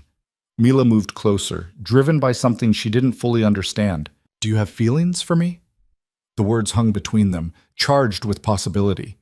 Lorenzo's jaw tightened, and for a moment Mila thought he'd retreat behind the careful distance he'd maintained for weeks. Instead, something in his expression shifted, a wall coming down, revealing the man beneath the armor. Yes, his voice was rough, almost angry. I have feelings for you that go far beyond honoring a promise to your mother. I've had them since the night you walked out of that emergency room with a broken arm and more courage than most men I know. But that doesn't make acting on them right or fair to you. Mila's breath caught. Why not? Because you don't know what you're choosing. You've seen the surface of my world, the mansion, the protection, the occasional glimpse of violence. But you haven't seen what it really means to be involved with someone like me, the constant danger, the moral compromises, the fact that people I care about become targets. Like Marco. Marco signed up for this life. You didn't. Lorenzo ran a hand through his hair, frustration evident in every line of his body. If you stay, if we explore whatever this is between us, you become part of my world in ways that can't be undone. Your safety becomes a vulnerability my enemies will exploit. Your choices become limited by the realities of who I am and what I do. You're trying to scare me away. I'm trying to be honest with you. Lorenzo's green eyes burned with intensity. I want you to stay, Mila. I want to see where these feelings lead, but I want you to make that choice with full knowledge of what you're accepting. The doorbell rang, shattering the moment. Lorenzo tensed immediately, his hand moving instinctively toward where his weapon would be if he were wearing his suit jacket. The gesture reminded Mila of exactly what they'd been discussing, the ever-present danger that defined his existence. Stay here, Lorenzo ordered, already moving toward the entrance hall. But Mila followed, watching from a distance as Lorenzo checked the security monitor before opening the door. The man on the other side was in his 50s, expensively dressed, with the bearing of someone accustomed to authority. Antonio. Lorenzo's tone was carefully neutral. This is unexpected. I need to speak with you, privately. The man's gaze slid past Lorenzo to where Mila stood, his expression hardening. Unless you're too busy entertaining guests to discuss business. My personal life is none of your concern. It becomes my concern when it affects organizational security. Antonio stepped inside without invitation, snow dusting his shoulders. We need to talk about Viktor Kozlov and about the new complications your current situation has created. Lorenzo's expression went cold. Mila, would you excuse us? She wanted to protest, to demand inclusion in conversations that clearly concerned her. But the look Lorenzo gave her was both apology and command, so she retreated to the library and tried not to listen to the raised voices that soon echoed from the study. The argument lasted 30 minutes. When Antonio finally left, slamming the door with enough force to rattle the windows, Mila emerged to find Lorenzo standing in the entrance hall, his expression darker than she'd ever seen it. What happened? Antonio believes you're a liability, a distraction that makes me vulnerable to attack. Lorenzo's voice was flat, emotionless. He's not entirely wrong. Mila felt cold settle in her stomach. What does that mean? It means the organization is questioning my judgment, wondering why I'm devoting resources to protecting someone outside our world, suggesting that my feelings for you are clouding my strategic thinking. Lorenzo met her eyes, and the pain there was almost unbearable. They're worried Viktor Kozlov will use you against me. So what do they want you to do? Send me away? They want me to make a choice, the organization or you. The words hit Mila like a physical blow. She'd known, theoretically, that Lorenzo's world operated by different rules. But hearing it stated so baldly that she represented a problem to be solved, a weakness to be eliminated, made it terrifyingly real. And what do you want? She asked quietly. Lorenzo crossed the distance between them in 3 strides, and suddenly his hands were framing her face, his intensity focused entirely on her. I want to tell Antonio and everyone else to go to hell. I want to keep you here, safe, and deal with the consequences as they come. But that's selfish. That's putting my desires ahead of your safety. Maybe I'm willing to take the risk. You don't understand what you're risking. Lorenzo's thumbs brushed her cheekbones, the gesture achingly tender. Viktor Kozlov is escalating. 2 more of my men were attacked last week. He's targeting my businesses, my operations, anyone associated with my organization. If he discovers you matter to me, and he will, because Antonio's not the only one questioning my recent behavior, you become the most valuable target he has. Then protect me the way you protect everyone else in your organization. It's not that simple. Yes, it is. Mila covered his hands with her own, holding them against her face. You're making this complicated because you think you're corrupting me or putting me in danger I don't understand. But I'm not naive, Lorenzo. I know what you are. I know the life you lead, and I'm choosing to stay anyway. Why? The question was raw, almost desperate. Why would you choose this? You could have the apartment I arranged, a clean break, a normal life away from all of this violence and moral ambiguity. Because normal wasn't working for me. Mila's voice strengthened. I spent 3 years invisible, going through motions, surviving instead of living. You changed that, not just by saving me from Thomas, but by seeing me. By treating me like I mattered. By showing me a version of myself that was strong enough to stitch up gunshot wounds and stand up to crime lords. Lorenzo's expression shifted, something like wonder breaking through the darkness. You're remarkable. Do you know that? I'm a pediatric oncology nurse with a recently healed broken arm who's developing inconvenient feelings for a mafia boss. I'm a disaster. You're the most extraordinary disaster I've ever encountered. The kiss happened without conscious decision, as inevitable as gravity. Lorenzo's lips met hers with a gentleness that contradicted everything she knew about him, his hands still cradling her face like she was something precious and fragile. Mila rose on her toes, deepening the kiss, and felt Lorenzo's control fracture. His arms came around her, pulling her close, and the kiss turned fierce and hungry. Mila's good hand fisted in his sweater, holding on as weeks of tension and unspoken desire finally found release. She'd been kissed before, but never like this, never with the feeling that the person holding her saw every part of who she was and wanted her anyway. When they finally broke apart, both breathing hard, Lorenzo rested his forehead against hers. This is a terrible idea, he murmured. Probably. You should leave. Go to the apartment, resume your life, forget about me. I don't want to. Mila, I'm not leaving, Lorenzo, not unless you directly order me to go, and maybe not even then. She pulled back enough to meet his eyes. I'm choosing this. Choosing you. Choosing to stay and face whatever comes next. You don't get to make that decision for me.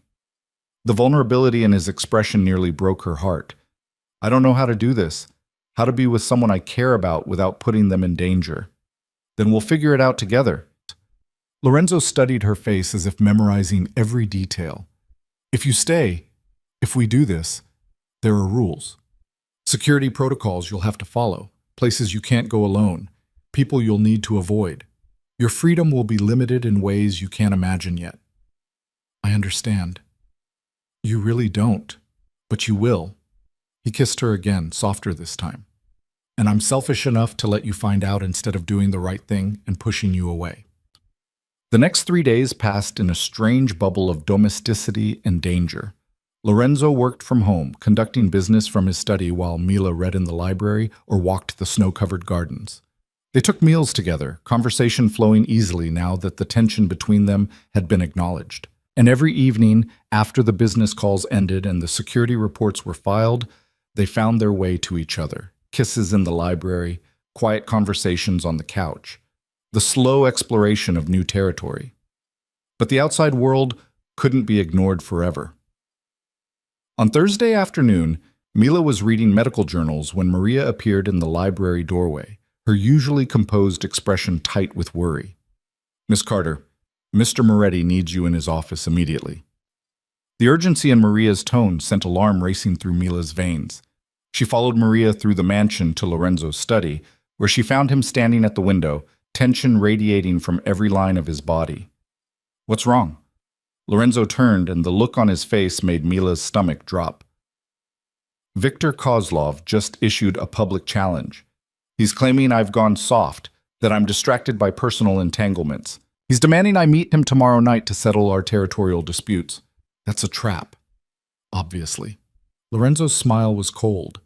He wants to draw me out, eliminate me in front of witnesses, and destabilize my organization in one move. It's actually quite elegant as far as power plays go. So you're not going. I have to go. If I refuse, I look weak. Every fence-sitter in the organization will see it as confirmation that Kozlov's right, that I've lost my edge. Lorenzo moved to his desk, pulling up security footage on his computer. The meeting is set for neutral ground, a warehouse in the industrial district. I'll bring my best people, negotiate from a position of strength, and make it clear that challenging me carries consequences. Mila's nursing training kicked in, the part of her brain that assessed risks and prepared for worst-case scenarios.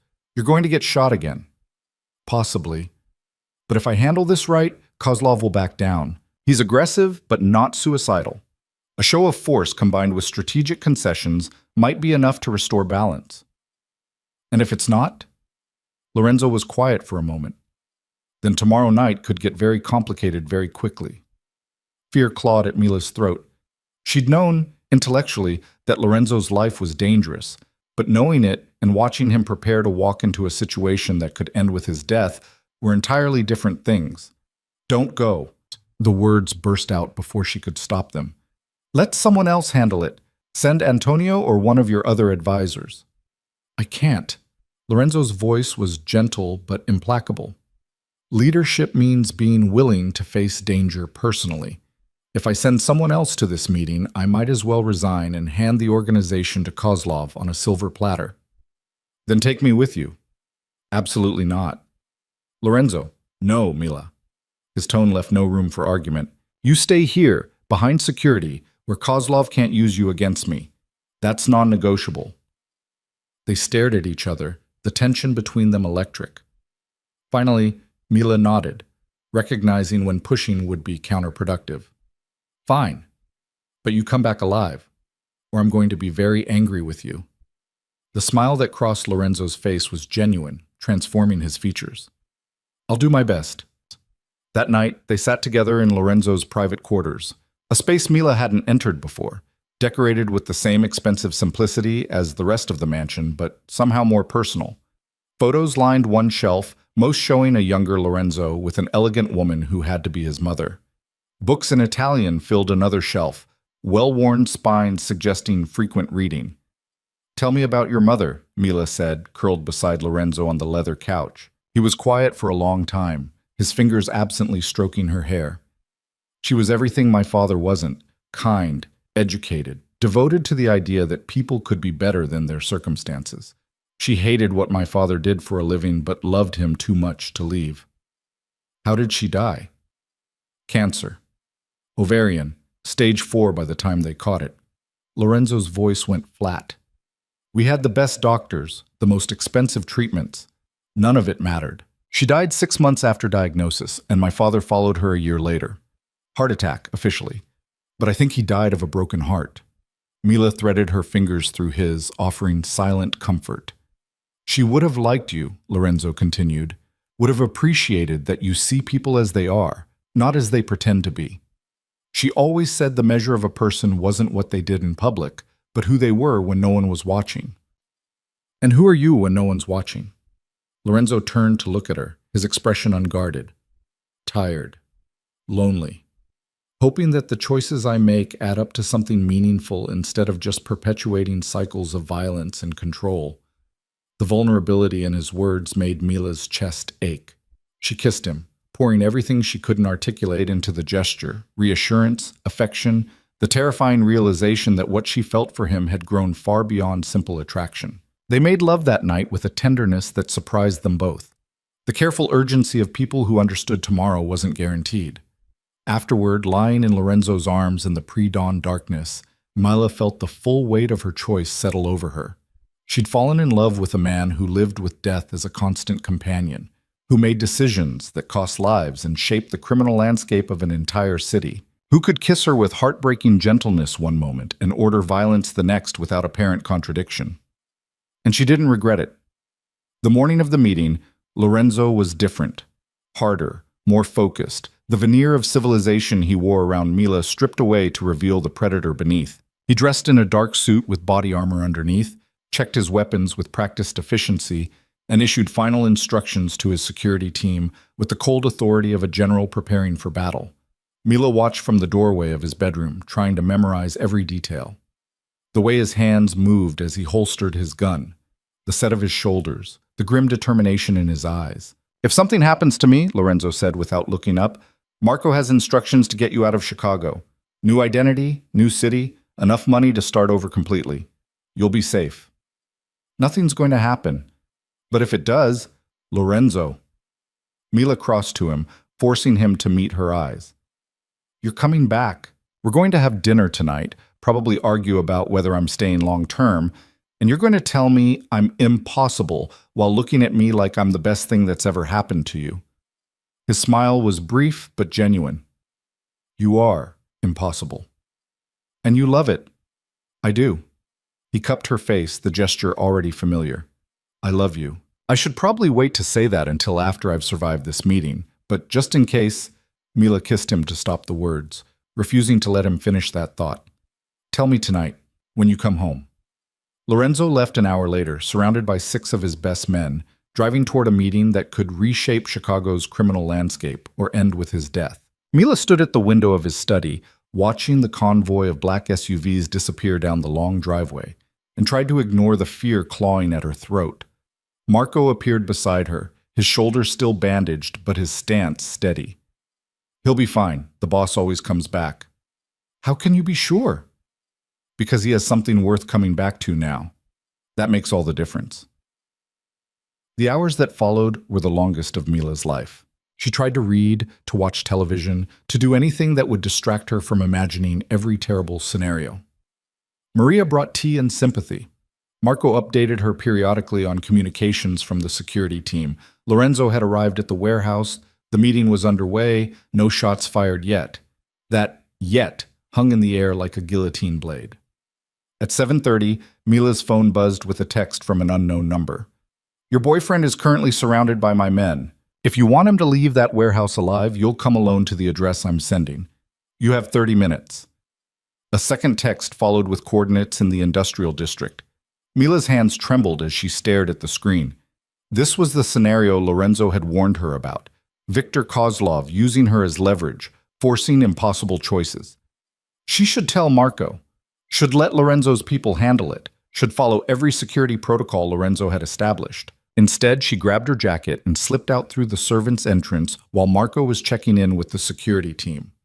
The Uber driver who picked her up gave her nervous looks as they drove toward the industrial district, probably wondering why a woman with a cast on her arm was heading into one of Chicago's most dangerous neighborhoods at night. Mila didn't care. All that mattered was getting to Lorenzo before Kozlov made good on his threat. The address led to a warehouse a block away from where Lorenzo's meeting was taking place. Mila paid the driver and approached the building, her heart hammering so hard she could barely breathe. The door was unlocked. Inside, the warehouse was mostly empty, except for a few crates and a single chair positioned in the center of the space. A man stood beside the chair, young, maybe 30, with sharp Slavic features and eyes that reminded Mila of a shark. Viktor Kozlov. "Miss Carter, how punctual." His accent was thick, but his English was perfect. "Please, sit." "Where's Lorenzo?" "Still at our meeting, I imagine. Trying to negotiate terms that will never satisfy me." Kozlov circled her like a predator. "I didn't actually need you to come here. The text was simply a test to see if you would." Cold realization washed over Mila. "You wanted to prove I'm his weakness." "I wanted to prove that the great Lorenzo Moretti has become soft and sentimental, that he's allowed personal attachments to compromise his judgment." Kozlov smiled, the expression holding no warmth. "And you've just confirmed it beautifully by walking into an obvious trap." Mila's mind raced, trying to find an escape route, a way to undo her catastrophic mistake. "What do you want?" "Originally, Lorenzo's territory and his life, but now I realize there's a better option." Kozlov pulled out his phone and took a photo of Mila. I'm going to send this to Lorenzo. Show him that I have you, and then I'm going to make him choose his organization or your life. He'll choose the organization. Mila forced conviction into her voice. I'm not worth destroying everything he's built. Let's find out, shall we? Kozlov sent the photo, and Mila watched her world narrow to the wait for Lorenzo's response. Seconds stretched into minutes. Her phone buzzed. Lorenzo calling. Kozlov answered on speaker. Victor? Lorenzo's voice was deadly calm. Let her go. Why would I do that? She came here of her own free will. Made quite the grand gesture, really. Kozlov's smile widened. I'm impressed, Moretti. You've inspired remarkable loyalty. Name your prize, territory, money, whatever you want. Just let Mila walk out of there unharmed. See, that's the problem. I don't want your money or your territory anymore. I want your complete capitulation. You resign, publicly acknowledge my authority, and dissolve your organization. Then I let Miss Carter live. The silence on the other end of the line was absolute. Mila could picture Lorenzo's face, could imagine the calculations running through his mind. Don't do it, she said clearly. Lorenzo, don't give him what he wants. I made this choice. I own the consequences. Mila, I mean it. Don't destroy everything for me. How touching. Kozlov ended the call and pocketed his phone. Now we wait to see what Moretti values more, power or love. They didn't have to wait long. 10 minutes later, the warehouse door burst open and Lorenzo strode in, flanked by Marco and 4 other men, all armed and radiating lethal intent. But it was Lorenzo himself who made Mila's breath catch. She'd seen him dangerous before, had glimpsed the predator beneath the civilized surface, but this was different. This was a man who'd stripped away every pretense and revealed exactly why people feared his name. Let her go, Victor. Lorenzo's voice was soft, almost conversational. This is your only warning. Or what? You'll start a war in the middle of Chicago? Kozlov grabbed Mila, pulling her against him with a knife suddenly at her throat. One move and she dies. Lorenzo's expression didn't change, but something flickered in his eyes, calculation giving way to cold fury. You've made a critical miscalculation. Have I? You assumed I'd choose between Mila and my organization. That I'd sacrifice one to save the other. Lorenzo took a single step forward.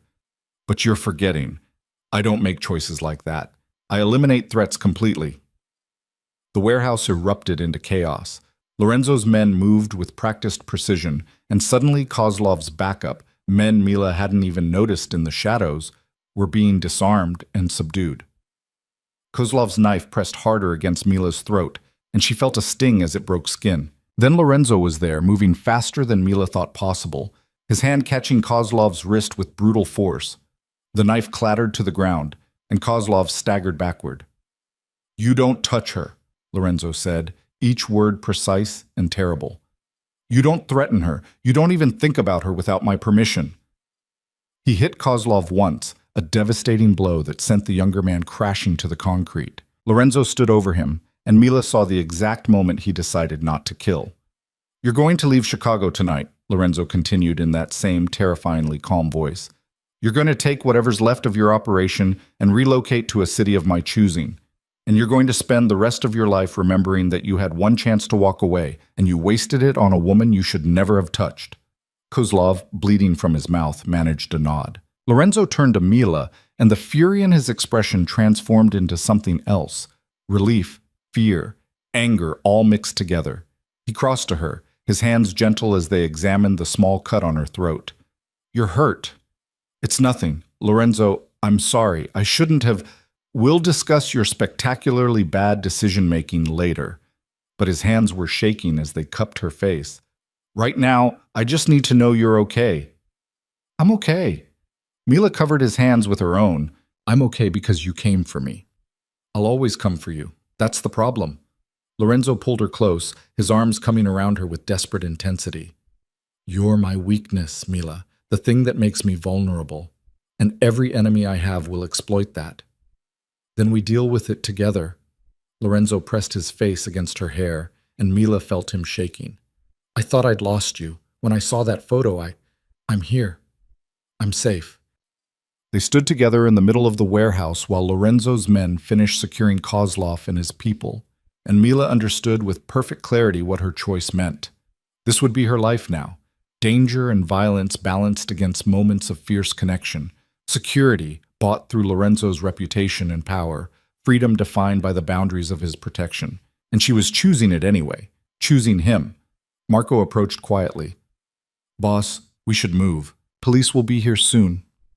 Lorenzo nodded, but he didn't release Mila.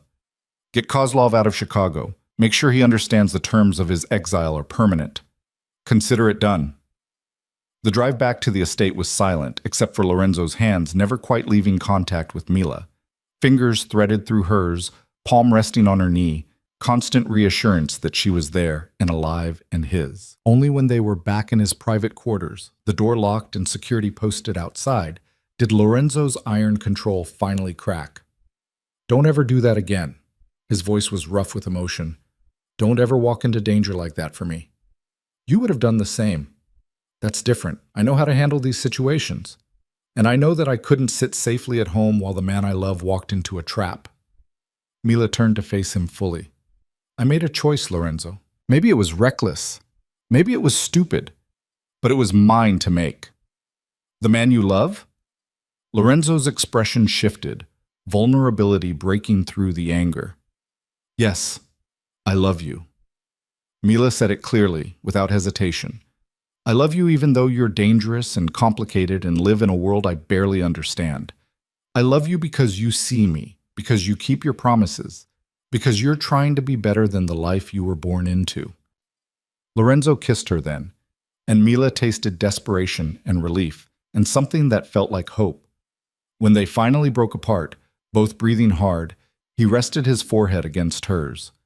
"I love you too," he said quietly, "and that terrifies me more than any enemy ever could. We'll figure it out. Will we? We have to." Mila pulled back just enough to meet his eyes. "Because I'm not leaving. Not now. Not ever. You're stuck with me, Lorenzo Moretti." His smile was small but genuine. "That might be the best news I've had in years." They stayed awake through the night, talking and planning and slowly coming to terms with what their relationship meant for both their futures. Lorenzo explained the realities of his world in brutal detail, the constant security, the limited freedom, the fact that Mila would always be a target as long as she remained by his side. And Mila listened, absorbing every harsh truth, and chose him anyway. By the time dawn broke over the estate, they'd reached an understanding. Mila would return to work at the hospital, but with security measures in place. She'd move into the apartment Lorenzo had arranged, but he'd stay there often enough that it became their space rather than just hers. And they'd navigate the complications of their relationship one day at a time, building something real from the unlikely foundation of a promise made 12 years ago. It wasn't perfect, it wasn't safe, but it was theirs, forged in danger and sealed with choices neither of them could unmake. And as Mila fell asleep in Lorenzo's arms, the morning light streaming through windows that overlooked gardens she'd come to love, she felt something she hadn't experienced in years. Complete. Whole. Home. Not despite the danger and moral complexity, but because of it. Because Lorenzo had given her a choice, and she'd chosen him, chosen this life. Chosen to love a man whose world operated by rules that had nothing to do with safety or convention. The consequences would be complicated. The future was uncertain. But for now, wrapped in the arms of Chicago's most dangerous man, Mila had never felt safer in her life. The reality of Mila's choice arrived with her first day back at Chicago Memorial Hospital. She stood in the locker room at 2:30 in the afternoon, pulling on scrubs that felt both familiar and strange after 6 weeks away, and tried to ignore the fact that 2 of Lorenzo's men were stationed in the parking garage and another was positioned in the hospital cafeteria. Sarah Chen found her before her shift officially started, pulling her into a fierce hug that made Mila's recently healed arm protest. 6 weeks, Sarah said, stepping back to examine Mila's face. 6 weeks of radio silence, except for occasional texts saying you were recovering with a family friend. Want to tell me what really happened? Mila had prepared for this conversation, had rehearsed the careful balance of truth and omission that her new life required. Thomas broke my arm. Someone who knew my mother helped me get away from him and gave me a safe place to heal. That's all you need to know. That's not all I need to know. Sarah's expression turned serious. You look different, calmer maybe, but also like you're carrying something heavy you can't talk about. I am. Mila met her friend's eyes. And I need you to trust that I'm okay, that I made choices that were right for me, even if they don't make sense from the outside. Sarah studied her for a long moment. Does this have anything to do with the very expensive car that's been parked across from your new apartment building, the one with the driver who never seems to leave? So Sarah had already figured out more than Mila wanted her to know. It's complicated. Complicated like witness protection, or complicated like you're involved with someone dangerous? The second one. There was no point lying when Sarah had always been able to read her like a book. Please don't ask me for details I can't give you. Sarah's expression cycled through concern, frustration, and finally resignation. Just promise me you know what you're doing, that you're choosing this with your eyes open. I promise. The shift was both familiar and surreal. Mila fell back into the rhythm of pediatric oncology nursing, checking vitals, administering medications, comforting frightened children and their exhausted parents. But now she carried a phone that buzzed every hour with security check-ins from Marco or one of Lorenzo's other men. Now she was hyper-aware of everyone who entered the ward, evaluating potential threats with instincts she'd developed over 6 weeks of living in Lorenzo's world. During her dinner break, she found a quiet corner of the cafeteria and called Lorenzo. He answered on the first ring, and just hearing his voice made some of the tension leave her shoulders. How's your first day back? Strange. Good. Exhausting. Mila watched families move through the cafeteria, ordinary people living ordinary lives, and felt the vast distance between her old existence and her new reality. I forgot how much I missed this. The work, the purpose, making a difference for kids who need it. I'm glad. Lorenzo's tone was warm, but she could hear the strain beneath it. Marco says everything is secure, no unusual activity around the hospital. You're worried. I'm always worried now. It comes with loving someone who has a remarkable talent for walking into danger. But there was affection in the words, not accusation. What time does your shift end? 11. Are you? I'll be at your apartment when you arrive, unless you'd prefer to come back to the estate. Mila thought about the mansion with its gardens and luxury, the place that had become a sanctuary during her recovery. Then she thought about the apartment Lorenzo had arranged, her own space, her declaration of independence even as she chose to share her life with him. The apartment. I need to start living there, making it feel like home. Then I'll see you tonight. The rest of the shift passed in a blur of patient care and documentation. Mila was reviewing charts when Dr. Patterson, the head of pediatric oncology, appeared at the nurses' station. Mila, welcome back. We've missed your steady hands around here. Dr. Patterson was in her 50s, brilliant and demanding, with little patience for incompetence. I wanted to discuss something with you. My office, when you have a moment. They walked together through the quiet evening corridors to Dr. Patterson's office, and Mila felt nerves flutter in her stomach. Whatever this was, it felt significant. I'll get straight to the point, Dr. Patterson said once they were seated. I'm retiring in 6 months. The hospital board is looking for someone to take over as department head for pediatric oncology. Your name came up. Mila's mind went blank with shock. I'm just a nurse. Department heads are usually doctors, yes, but the board is interested in a different model, administrative oversight handled by someone with frontline experience and proven leadership skills. You'd work closely with the medical staff, but focus on patient care protocols, staffing, family support programs. Doctor. Patterson leaned forward. You're one of the best nurses I've worked with, Mila. You have instincts that can't be taught, and compassion that never burns out, despite how devastating this specialty can be. I think you'd be perfect for this role. I don't know what to say. Say you'll think about it. The position would come with a significant salary increase, better hours, and the opportunity to shape how we care for some of the most vulnerable patients in this hospital. Dr. Patterson smiled. You've been through something difficult recently. I don't know the details and I don't need to, but you came back. That tells me you're committed to this work. I'd like to see that commitment rewarded. Mila left the office feeling like the ground had shifted beneath her feet again. Department head. Leadership. A career path she'd never imagined for herself suddenly opening up like a door she hadn't known existed. She was still processing the conversation when her shift ended, and she walked to the parking garage, automatically scanning for threats before she remembered that Lorenzo's security was doing that for her. The black SUV was waiting in its usual spot, and Marco gave her a quick nod as she approached. "Everything quiet?" she asked. "Boring as hell, which is exactly how we like it." Marco opened the rear door for her. "The boss is already at your apartment. Brought dinner from that Italian place you mentioned liking." The drive to her new apartment, her own apartment, still strange to think about, took 20 minutes through evening traffic. The building was in a good neighborhood, close to the lake, with actual security that didn't raise eyebrows when Lorenzo's people conducted their additional surveillance. Mila found Lorenzo in the kitchen, unpacking containers of pasta and bread that made her stomach growl. He'd changed out of his suit into dark jeans and a black sweater, and the domesticity of the scene made her heart squeeze. "How was work?" he asked, pulling her into a kiss that tasted like coming home. "Good. Exhausting. And apparently I'm being considered for department head." Lorenzo's eyebrows rose. "That's significant." "It's terrifying." Mila helped him set out plates and silverware. "I'd be responsible for staffing, protocols, budgets, making decisions that affect dozens of families. I'm not sure I'm qualified." "You saved Marco's life with nothing but nursing training and instinct.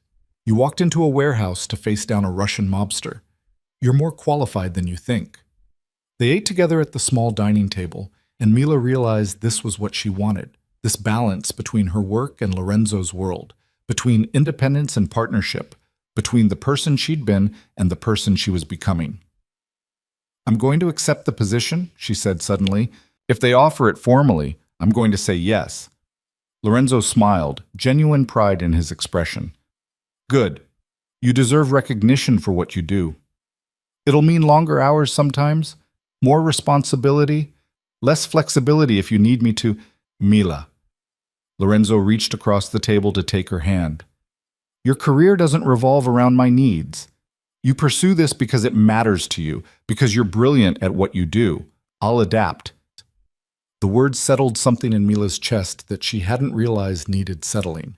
She'd been so focused on fitting into Lorenzo's world that she'd forgotten she was allowed to have her own ambitions, her own path forward. They spent the evening like a normal couple, talking about their days, watching a movie, existing in the comfortable intimacy of two people learning how to build a life together. It wasn't until nearly midnight, when they were getting ready for bed, that Lorenzo's phone rang with the particular tone he'd designated for emergencies. His expression went cold and professional as he answered. "Talk to me." Mila couldn't hear the other side of the conversation, but she watched Lorenzo's face cycle through surprise, calculation, and something that might have been satisfaction. "Understood. I'll handle it." He ended the call and turned to Mila. "I need to go out for a few hours. Security issue that requires my attention." "What kind of security issue?" Lorenzo hesitated, and Mila recognized the moment he was deciding how much to tell her. Finally, he sighed. "One of Kozlov's men is still in Chicago. Been causing problems, trying to rebuild what's left of Victor's operation. Tonight he made the mistake of approaching one of my legitimate businesses. I need to remind him that exile means everyone associated with Kozlov's organization. You're going to hurt him." "I'm going to make an example of him." Lorenzo's tone was matter of fact. "It's necessary to maintain order, to show that challenging my authority has consequences." Mila knew she should feel something, horror maybe, or moral outrage. Instead, she just felt tired acceptance. This was who Lorenzo was. This was the life she'd chosen. "Be careful," she said. Lorenzo kissed her forehead. "Always. Get some sleep. I'll be back before you wake up." But Mila couldn't sleep. She lay in bed listening to the unfamiliar sounds of her new apartment and thinking about the strange duality of her existence. By day, she was Mila Carter, pediatric oncology nurse under consideration for department head. By night, she was the woman waiting for a Mafia boss to return from whatever violence was necessary to protect his territory. The two worlds shouldn't coexist, and yet somehow they did. Lorenzo returned just before dawn, moving quietly through the apartment.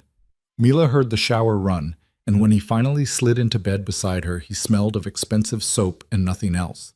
No blood, no gunpowder. He'd cleaned away whatever he'd done in the night. Everything handled? She asked softly. Everything handled. Lorenzo pulled her close. Kozlov's man is on a plane to Moscow. He won't be coming back. Mila didn't ask what threats or violence had been required to achieve that outcome. She was learning that some questions were better left unasked, some details better left unknown. The weeks that followed established a pattern. Mila worked her shifts at the hospital, poured herself into patient care, and gradually built relationships with families who needed her expertise and compassion. Doctor. Patterson formally offered her the department head position, and Mila accepted with a mixture of terror and exhilaration. Meanwhile, Lorenzo conducted his business with the efficiency that had made him Chicago's most powerful crime lord. He spent nights at Mila's apartment when his schedule allowed, and they developed rituals: Sunday morning breakfast together, evening walks along the lake when security permitted, quiet moments of domesticity stolen between the demands of their respective worlds. But the violence was always there, lurking at the edges. A rival organization testing boundaries, a shipment hijacked, a territory dispute that required Lorenzo's personal intervention. Mila learned to recognize when he'd had a difficult day by the tension in his shoulders, the way his eyes went distant and cold. She learned not to ask for details, learned to provide comfort without requiring confession, learned to love a man whose hands were stained with deeds she preferred not to imagine in specifics. 3 months after returning to work, Mila was leaving the hospital after a particularly brutal shift. 2 of her young patients had taken turns for the worse when she noticed the man following her. He was subtle about it, maintaining distance, but Mila's newly developed threat awareness caught the pattern. She texted Marco immediately, one word: tail. The response came within seconds. Identified, ours. New guy on rotation. Sorry for the scare. Mila felt her heart rate slow back to normal. Just Lorenzo's security doing their job. She should be grateful for the protection, not annoyed by the constant surveillance. But sometimes, in quiet moments, she missed the anonymity of her old life. The ability to walk through the world unnoticed, unguarded, unremarkable. That night she brought it up to Lorenzo over dinner at the estate. They'd started spending weekends there, finding it easier to relax away from the city. I appreciate the security. I understand why it's necessary. Mila pushed pasta around her plate. But sometimes I feel like I'm living in a gilded cage, like I can't breathe without someone watching, reporting back, analyzing my every move. Lorenzo set down his fork, his expression serious. I can reduce the visible presence, make the security more subtle. It's not about seeing them or not seeing them, it's about freedom. Mila met his eyes. I chose this life. I chose you. But I'm struggling with what that choice cost. What do you need? The question was simple, direct, and so characteristically Lorenzo that Mila felt her throat tighten. He wasn't dismissing her concerns or defending his methods. He was asking what she needed and preparing to provide it.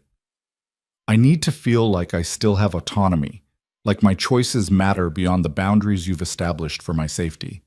Mila reached across the table for his hand. I need you to trust that I can assess risks and make decisions without constant oversight.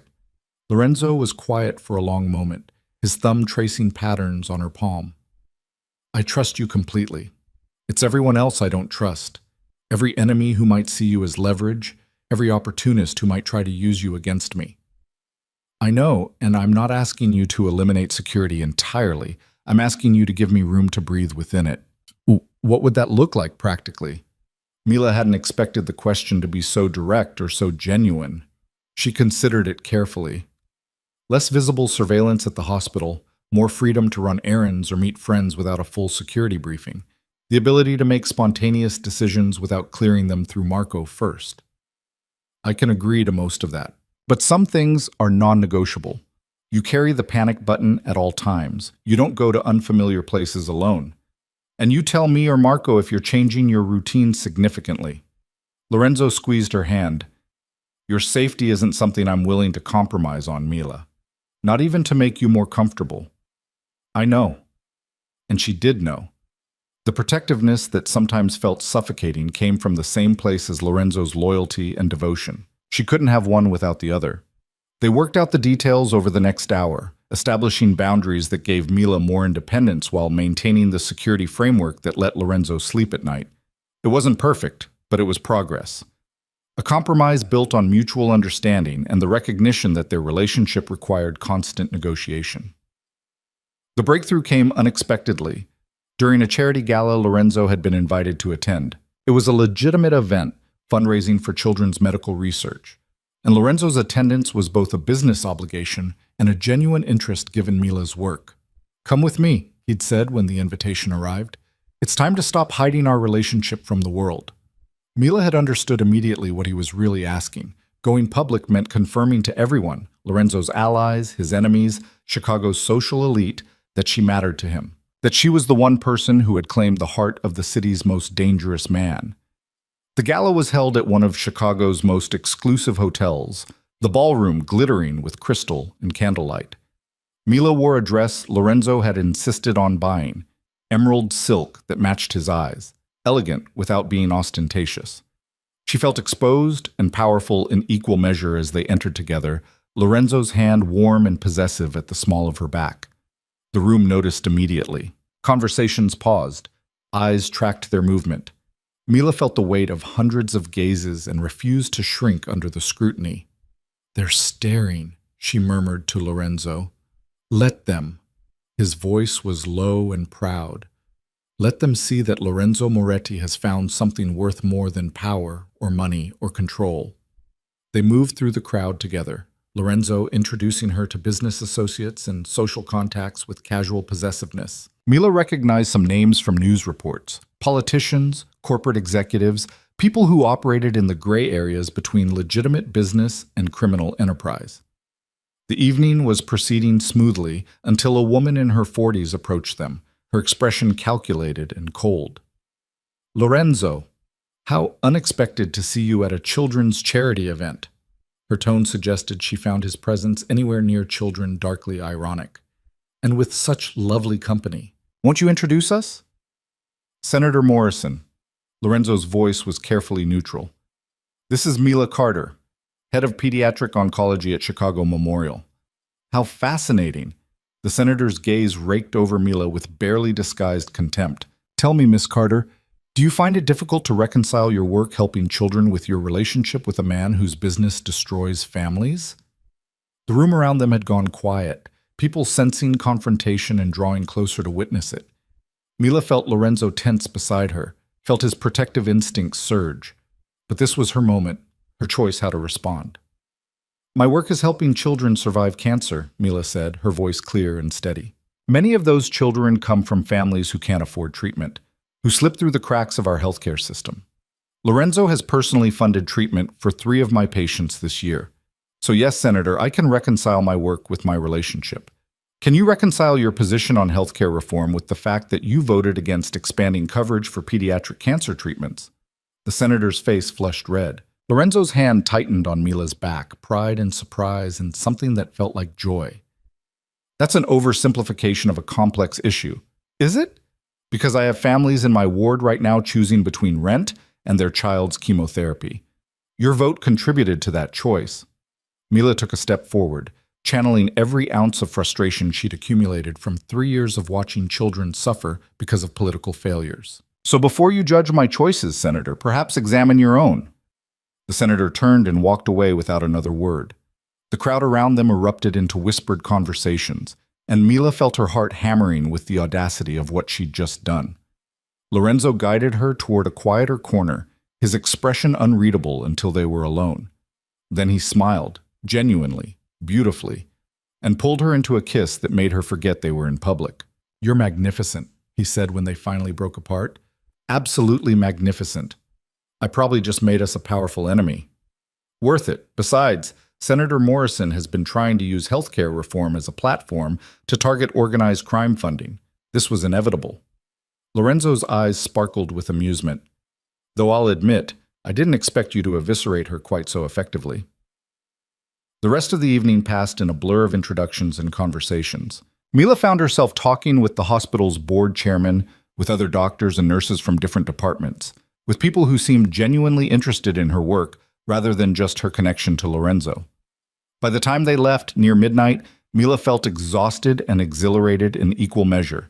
They'd done it, gone public, confirmed to Chicago's elite and underworld alike that Mila Carter and Lorenzo Moretti were together, were serious, were choosing each other despite all the reasons they shouldn't. In the car on the way back to the estate, Lorenzo was quieter than usual. Mila watched the city lights blur past and wondered what he was thinking. Regrets? She finally asked. About tonight? None. Lorenzo turned to face her. But watching you stand up to Morrison, watching you defend your work with such passion, it reminded me that you have a life and purpose that exists entirely separate from my world, that you could have chosen someone safer, easier, less complicated. I don't want safe or easy. Mila took his hand, threading their fingers together. I want you, want this, want to build something real from the unlikely foundation of a promise made to my mother 12 years ago. Even knowing what it costs, the security, the scrutiny, the constant awareness that you're a target because of me? Even knowing all of that.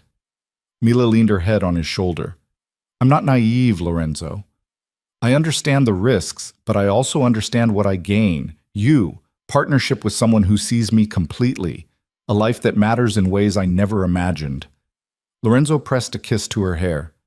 I love you. More than I thought I was capable of loving anyone. I love you too. Even when you're impossible and overprotective and running criminal enterprises that I pretend not to know about. His quiet laugh rumbled through his chest. Fair enough. The following weeks brought consequences from the gala that Mila hadn't fully anticipated.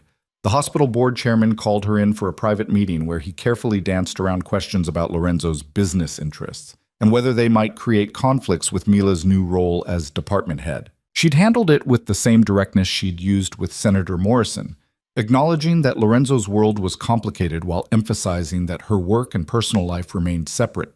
She'd gotten the sense the chairman had expected evasion or defensiveness. Her honesty seemed to disarm him entirely. Meanwhile, Lorenzo's organization watched Mila with new respect. She'd stood up to a senator at a public event, had claimed her place beside Lorenzo without apology or hesitation. Marco told her with obvious approval that the men were calling her the boss's queen, a title that should have made her uncomfortable but instead felt strangely right.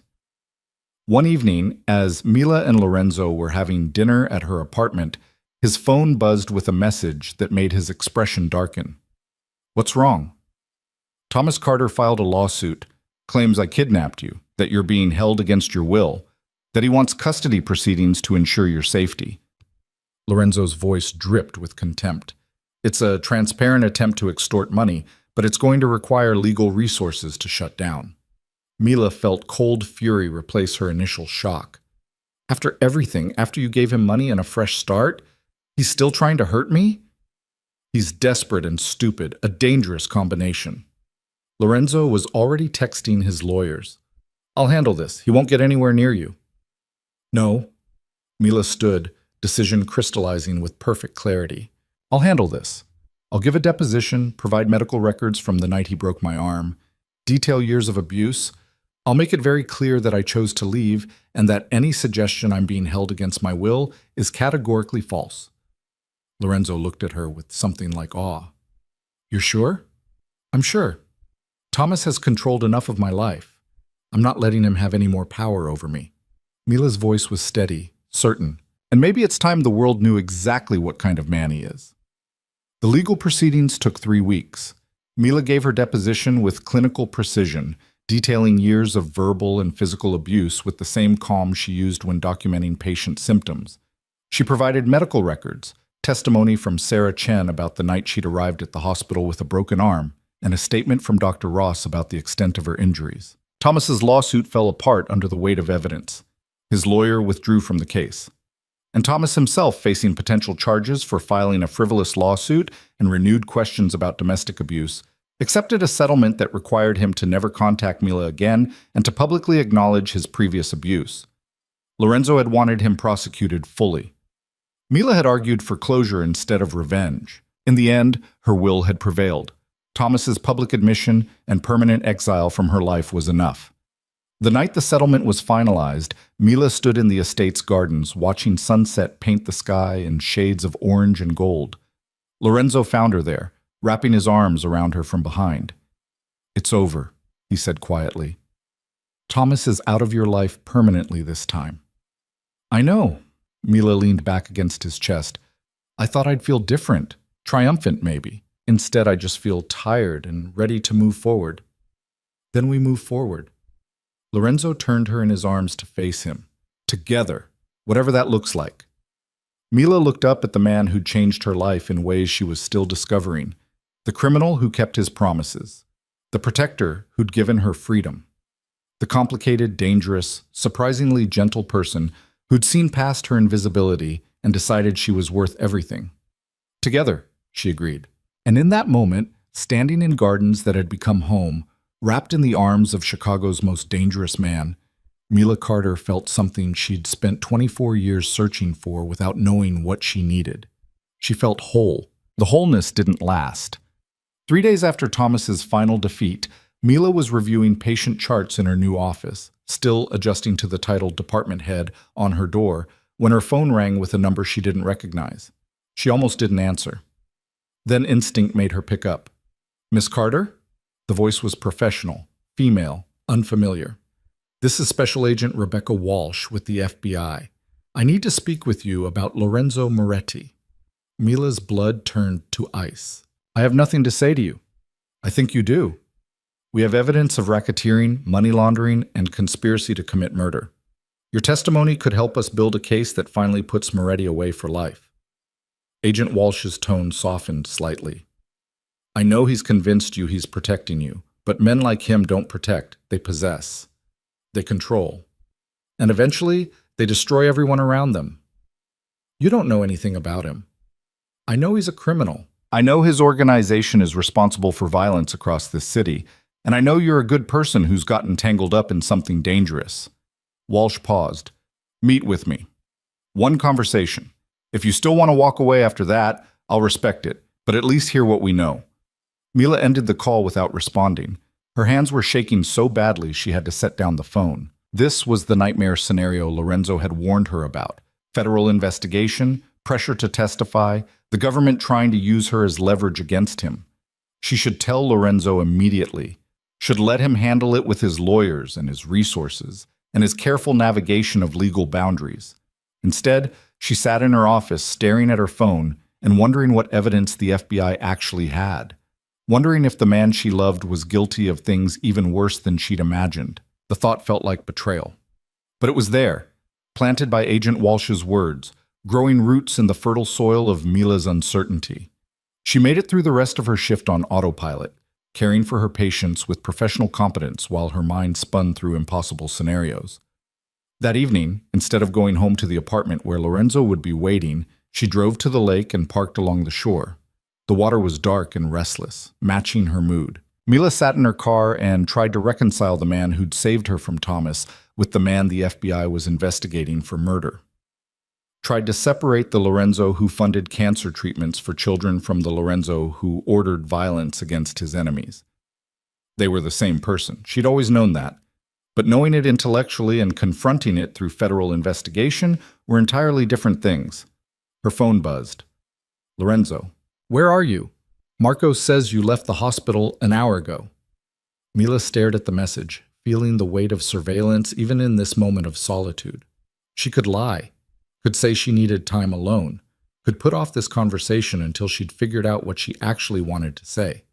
Instead, she sent him her location. Lorenzo arrived 20 minutes later, alone for once, driving himself in a dark sedan instead of the usual SUV with security detail. He slid into the passenger seat, and for a long moment they just sat together watching the lake. The FBI called, Mila finally said. Lorenzo's expression didn't change, but she felt him tense. What did they want? My testimony. They say they have evidence of racketeering, money laundering, conspiracy to commit murder.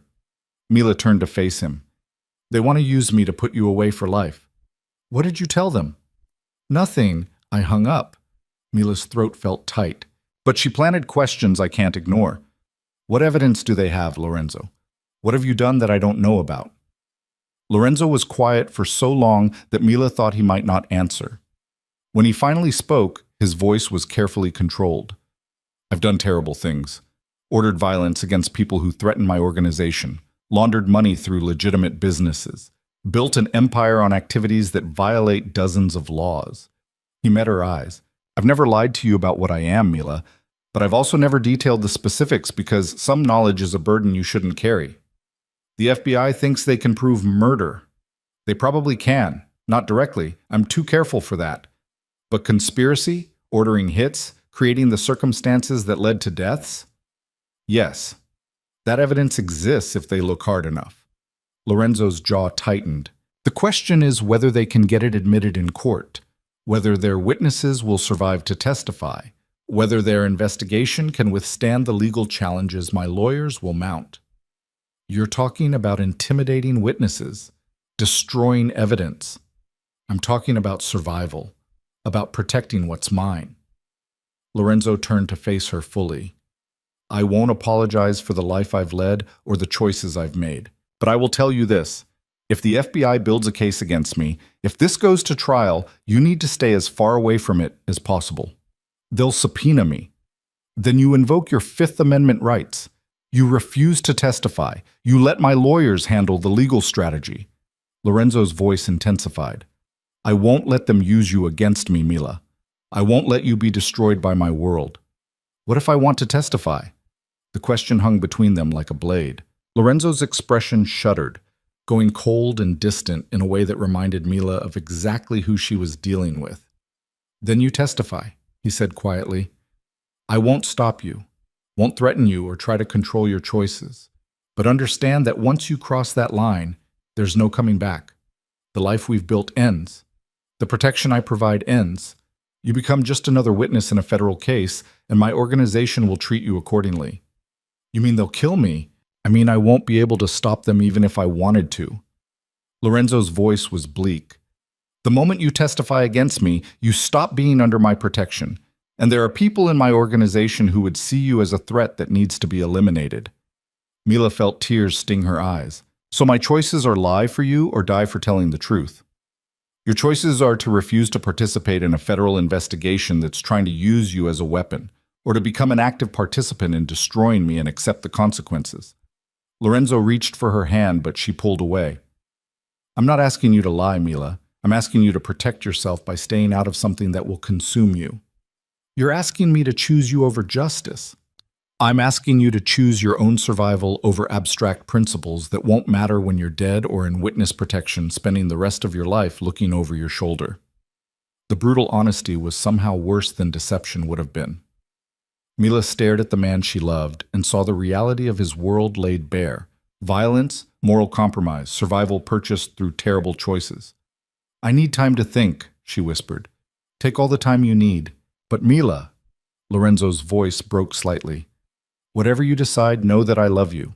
That's real. That's true. Everything else is complicated and morally ambiguous and probably indefensible. But what I feel for you is the most honest thing in my life.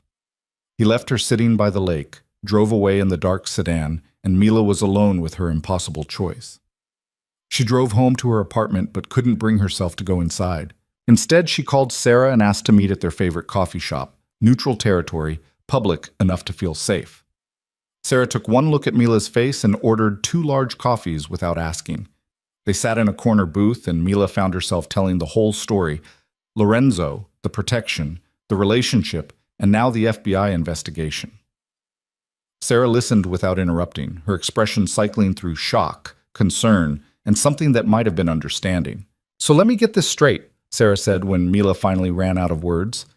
You're in love with a mafia boss who saved you from your abusive stepfather. You've been living in his world for months, and now the FBI wants you to help put him in prison. That's the summary, yes. And you're considering testifying. I'm considering doing the right thing. Mila wrapped her hands around her coffee cup. He's a criminal, Sarah. He's hurt people, killed people, probably. How do I justify protecting him? How do you justify destroying the man who saved your life? Sarah countered. I'm not saying what he does is right, Mila. I'm saying this isn't a simple moral equation. He protected you when no one else did. He gave you safety, resources, genuine care. That has to count for something. So I should ignore his crimes because he was good to me? I'm saying you should think carefully about whether testifying will actually serve justice or just destroy your life along with his. Sarah leaned forward. The FBI doesn't care about you, Mila. They care about closing a case. If they get Lorenzo, great. If you become collateral damage in the process, that's an acceptable loss to them. The words echoed what Lorenzo had said, and Mila hated that they made sense. She wanted clear moral lines, obvious right choices. Instead, she had only murky compromises and impossible decisions. Over the next week, Mila functioned in a fog of uncertainty. She went to work, cared for her patients, attended meetings about department protocols, but her mind was constantly elsewhere, turning over the FBI's offer, Lorenzo's warning, her own moral framework. Lorenzo gave her space, communicating only through brief texts, checking on her safety. The apartment felt empty without him, but Mila needed the solitude to think clearly. On the 8th day, Agent Walsh called again. "Have you considered my offer, Miss Carter?" "I'm still thinking about it." "Then let me help clarify your thinking." Walsh's tone sharpened. "We have testimony from 3 separate witnesses placing Lorenzo Moretti at a warehouse in the industrial district the night Victor Kozlov's second-in-command disappeared. We have financial records showing money laundering through 12 different businesses. We have wiretaps discussing violence against rival organizations." Mila's stomach dropped. "That's not enough for a conviction. It's enough to build toward one. And your testimony about the night Marco was shot, about the security measures, about Lorenzo's organization structure, that fills in gaps that make our case much stronger." Walsh paused. "You have a chance to help us stop a man who's caused immeasurable damage to this city. Don't throw that away because you've convinced yourself he loves you." "He does love me." "Maybe he does. But love doesn't excuse murder, Miss Carter, and it doesn't justify letting him continue hurting people." After Walsh hung up, Mila sat in her office staring at nothing. The agent was right. Love didn't excuse Lorenzo's crimes, but it also didn't make the choice to betray him any easier. That evening, she drove to the estate for the first time in over a week. Lorenzo met her at the door, his expression carefully neutral, but his eyes betraying his hope and fear. "I need to understand," Mila said without preamble. "I need you to tell me everything the FBI might have evidence of. Not vague admissions, specific acts. I need to know exactly what I'd be protecting if I refused to testify." Lorenzo studied her face, then nodded. "Come to my study. This conversation requires privacy." They sat across from each other in the room where Mila had once helped save Marco's life, and Lorenzo began talking. He detailed organizational structure, money laundering operations, territorial disputes that had turned violent. He described ordering Marco to eliminate threats, arranging for witnesses to disappear, using legitimate businesses as fronts for criminal activity. He didn't minimize or justify. He simply stated facts with the clinical precision of someone presenting evidence. By the time he finished, over an hour had passed. Mila felt sick with the weight of knowledge she now carried. 3 people are dead because of orders I gave," Lorenzo concluded. "Dozens more have been hurt, intimidated, driven out of Chicago. I've laundered approximately $40 million through various businesses over the past 5 years. The FBI probably has evidence of half of it if they've been investigating as thoroughly as it sounds." "Why are you telling me this?" Mila's voice was barely above a whisper. "You're giving me everything I'd need to testify against you. Because you deserve the truth. Because you asked for it. And because if you're going to make this choice, you should do it with full knowledge of what you're choosing." Lorenzo's expression was bleak.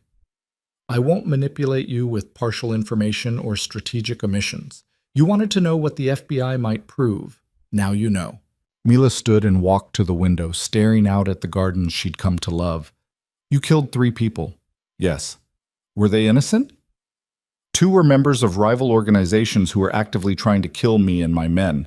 The 3rd was an informant preparing to testify against my organization. None were civilians. All knew the risks of the life they'd chosen." "That doesn't make it right." "No," Lorenzo agreed. "It doesn't. But it was necessary for survival in the world I inhabit." Mila turned to face him. "If you could go back, would you make different choices? Would you choose a legitimate life instead of this?"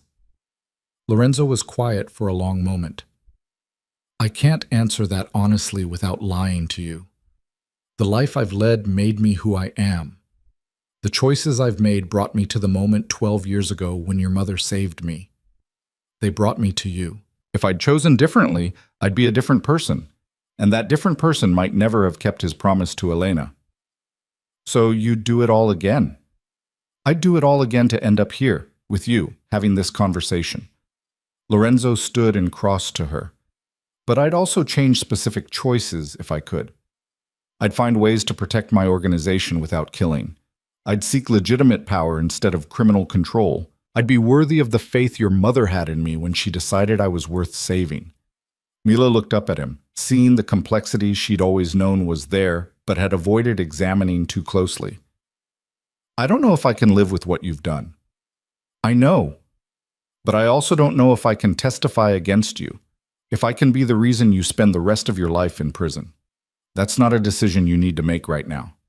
Yes, it is. Mila took a deep breath. Agent Walsh wants an answer by the end of the week. She says if I commit to testifying, they'll offer protection, relocation, everything I'd need to start over. They're probably not lying about that, Lorenzo said quietly. The FBI is good at witness protection when they want to be. You'd let me go? Just like that?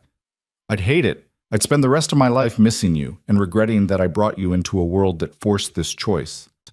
Lorenzo's hand cupped her face with heartbreaking tenderness. But yes, I'd let you go. Your freedom has always been more important than my happiness. Mila leaned into his touch, memorizing the feel of his hand against her skin. I love you. That hasn't changed. But I don't know if love is enough to justify the choices I'd have to make to stay. Then you have your answer. Do I? They stood together in the fading light, and Mila felt the full weight of her crossroads. She could choose Lorenzo, choose love and protection and moral compromise, or she could choose justice, whatever that meant in this context, and walk away from everything they'd built together. Neither choice was right. Neither was clearly wrong. Both would cost her something essential. That night, Mila slept alone in her apartment and dreamed of her mother. Elena appeared as she'd been before the cancer, healthy and vibrant, sitting in Mila's childhood kitchen. You saved him, Mila said in the dream.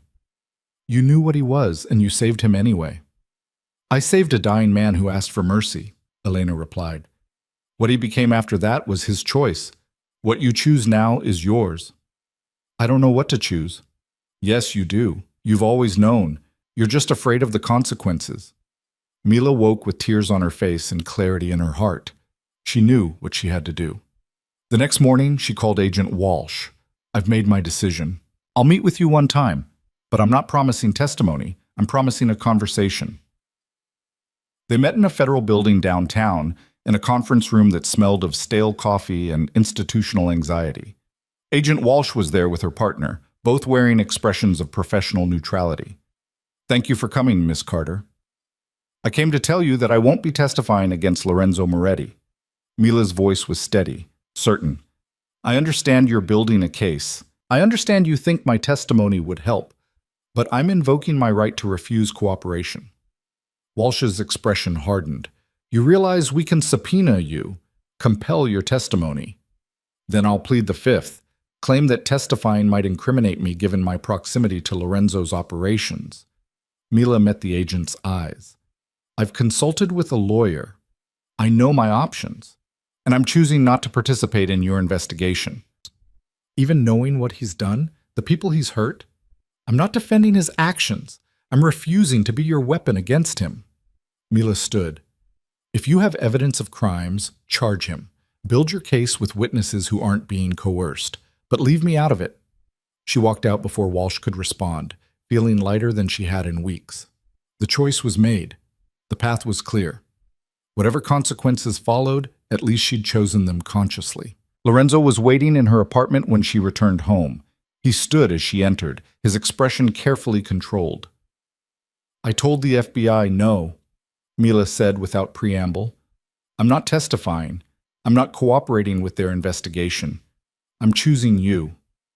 The relief that crossed Lorenzo's face was almost painful to witness. He pulled her into his arms, holding her so tightly she could barely breathe. You're sure? I'm sure. This isn't justice. It's weaponizing my relationship with you. That's not something I'm willing to participate in. Mila pulled back to look at him. But I need something from you in return. Anything. I need you to start transitioning to legitimate business. Not overnight, not all at once, but I need to see you moving towards something that doesn't require violence and moral compromise." Mila's voice was firm. "I'm choosing to stay. I'm choosing you. But I need to know you're choosing to be better than what circumstances made you." Lorenzo was quiet for a long moment. "That's not a simple transition. The organization, the territories, the agreements. I'm not asking for simple. I'm asking for effort, for genuine commitment to building something that doesn't depend on hurting people." Mila touched his face. "You told me once that you became the boss so you could make the organization less monstrous. Prove it. Show me you meant it. It could take years, decades even. Then we have time to figure it out together." Lorenzo kissed her then, and Mila tasted relief and promise and the beginning of something that might eventually resemble redemption. Over the following months, Lorenzo began the slow, complex process of transitioning his operations toward legitimacy. He invested heavily in real estate development, restaurants, and security consulting, businesses that could eventually absorb his organization's infrastructure without the criminal activities. It wasn't clean, it wasn't fast, and it required navigating complex relationships with people who didn't want change. But Lorenzo approached it with the same strategic thinking he'd applied to building his empire, and gradually, the balance began to shift. Meanwhile, Mila threw herself into her work at the hospital. She established new protocols for family support, created programs to help low-income families access treatment, and worked with Lorenzo to quietly fund initiatives that made real differences in her patients' lives. The FBI investigation continued, but without Mila's testimony and with Lorenzo's careful legal maneuvering, it stalled. Eventually, the focus shifted to other cases, other criminals. The threat didn't disappear entirely, but it faded into background noise. 6 months after Mila's choice, Lorenzo took her back to the estate for a quiet Sunday evening. They walked through the gardens as sunset painted the sky, and Lorenzo stopped beside the fountain where they'd first discussed his mother. "I have something for you," he said, pulling a small velvet box from his pocket. Mila's breath caught. "Lorenzo, it's not what you think. Or maybe it is, but not in the traditional sense." He opened the box to reveal a delicate gold locket on a chain. "This belonged to your mother. She was wearing it the night she saved my life. I had it cleaned and repaired. Inside is a photo of you as a child, one she showed me before she left me at the doctor's office." Mila took the locket with trembling hands. The gold was warm against her palm, worn smooth by years of her mother wearing it. She opened it and saw herself at maybe 10 years old, grinning at the camera with gap-toothed joy. "She made me promise to protect you," Lorenzo continued, "but she also made me promise something else. She said, if my daughter ever finds her way to you, if she chooses to stay in your world despite everything it costs, you give her this. You remind her that I saw your potential for goodness, and I trusted her to see it too." Tears streamed down Mila's face. "You've been carrying this for 12 years? Waiting for the right moment to give it to you?" Lorenzo fastened the chain around her neck, his fingers gentle. "I think this is that moment. You chose to stay. You chose to believe I could be better than my worst actions. You chose to trust the same potential your mother saw in me all those years ago." Mila touched the locket, feeling her mother's presence and the weight of gold against her skin. "She'd be proud of what you're building, of who you're becoming. She'd be proud of you, of the woman you've become despite everything life threw at you, of the courage it took to choose this path." Lorenzo pulled her close. "I love you, Mila Carter. Not because you saved me from loneliness or gave me purpose, but because you see all of me, the good and the terrible, and you choose to stay anyway. I love you too, even when you're impossible and dangerous and making me complicit in moral ambiguity." His quiet laugh rumbled through his chest. "Fair enough." They stood together as the sun set over the gardens, two unlikely people who'd built something real from the foundation of a promise made in desperation 12 years ago. The future was still uncertain. The path toward legitimacy would be long and complicated, and Mila would probably spend the rest of her life navigating the gray areas between justice and love, between the person she'd been and the person she was becoming. But here, in this moment, with her mother's locket warm against her skin and Lorenzo's arms around her, Mila felt something profound settle in her chest. She felt chosen, Not rescued or protected or saved, but genuinely chosen by someone who understood exactly who she was and loved her anyway. And she had chosen him in return, not blindly, not naively, but with full knowledge of what that choice cost and what it promised. The hospital board formally appointed Mila as permanent department head 3 weeks later. She threw herself into the work with renewed purpose, using Lorenzo's resources and connections to expand programs that made real differences. She established a foundation, funded anonymously through Lorenzo's legitimate businesses, that covered treatment costs for families who couldn't afford them. The children she helped would never know that their care was funded by a man trying to atone for violence through targeted generosity. Mila was okay with that. Redemption didn't require recognition. It required consistent effort toward being better than you were yesterday. One evening, nearly a year after she'd chosen to stay, Mila was reviewing patient files when Sarah appeared in her office doorway. "Big news," Sarah announced, settling into the visitor's chair. "Senator Morrison's healthcare reform bill just passed committee. It includes expanded coverage for pediatric cancer treatment." Mila looked up in surprise. "The one she opposed last year." "Apparently your very public confrontation at the charity gala made her rethink her position, combined with pressure from advocacy groups and some surprisingly effective lobbying from anonymous donors." Sarah's smile was knowing. Any idea who might have funded that lobbying effort? Mila thought of Lorenzo, who'd asked her months ago what kind of change she wanted to see in healthcare, who'd listened carefully as she'd explained the gaps in coverage that forced families into impossible choices, who'd apparently decided that funding political advocacy was a better use of resources than some of his previous activities. "No idea," she said, but she was smiling. That night, she found Lorenzo in his study at the estate, reviewing paperwork that looked blessedly legal and boring. She wrapped her arms around him from behind, pressing a kiss to his neck. "Senator Morrison's bill is moving forward, the one that expands pediatric cancer coverage." "I heard. Good news for your patients." Lorenzo's tone was casual, but Mila caught the satisfaction beneath it.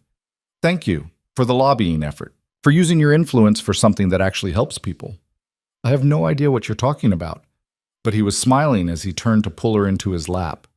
Though hypothetically, if someone with resources and connections wanted to support healthcare reform, it would be a reasonable use of those resources. Hypothetically. Hypothetically. Mila kissed him, tasting the future they were building together. Imperfect, complicated, built on foundations that would never be entirely clean but were getting steadier with each passing day. 2 years after the night Lorenzo had found her broken in a hospital parking lot, Mila stood in the estate's gardens surrounded by people who'd become family. Marco was there, fully recovered, and recently promoted to Lorenzo's chief of security. Maria was there with her husband, beaming with the pride of someone who'd watched 2 unlikely people build something real. Dr. Ross was there. Sarah was there. Even the hospital board chairman was there, looking mildly uncomfortable, but genuinely pleased. It wasn't a wedding. Neither Mila nor Lorenzo felt the need for legal complications given the nature of his business.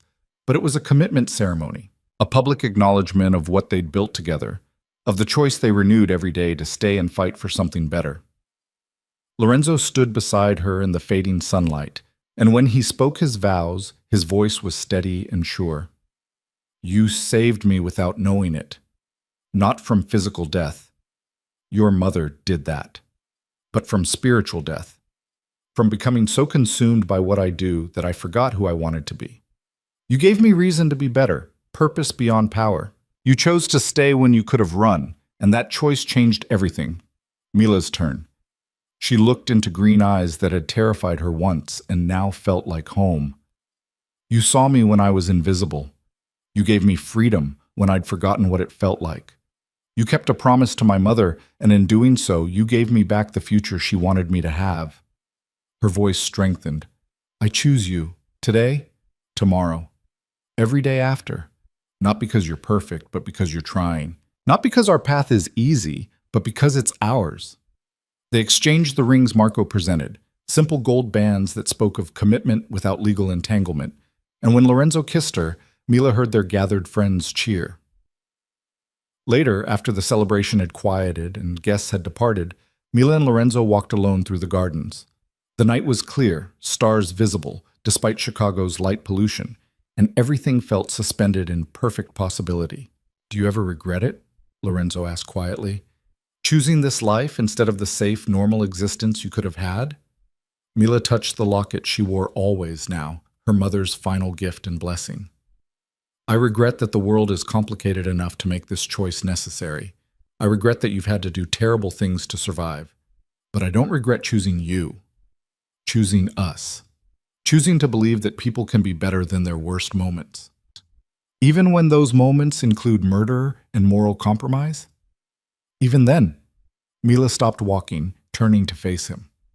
You're not just your worst actions, Lorenzo. You're also the man who kept a promise for 12 years, who funds cancer treatment for children who'll never know your name, who's spending his fortune and influence transitioning an entire criminal organization toward legitimacy because I asked you to try. That transition is taking longer than I'd hoped. All worthwhile things do. Mila took his hand. We have time, and we have each other. That's enough. They stood together in the gardens where so much of their relationship had unfolded, and Mila thought about the journey that had brought her here. From invisible nurse to department head. From abuse victim to woman who'd faced down Russian mobsters. From someone who survived to someone who thrived. Lorenzo had catalyzed that transformation, but he hadn't created it. The strength had always been there, buried under years of being told she didn't matter. He'd simply seen it and refused to let her hide from her own potential. In the distance, Chicago's skyline glittered against the night sky. A city that held both their pasts and their futures, that had witnessed violence and redemption, that continued indifferent to the small human dramas unfolding within it.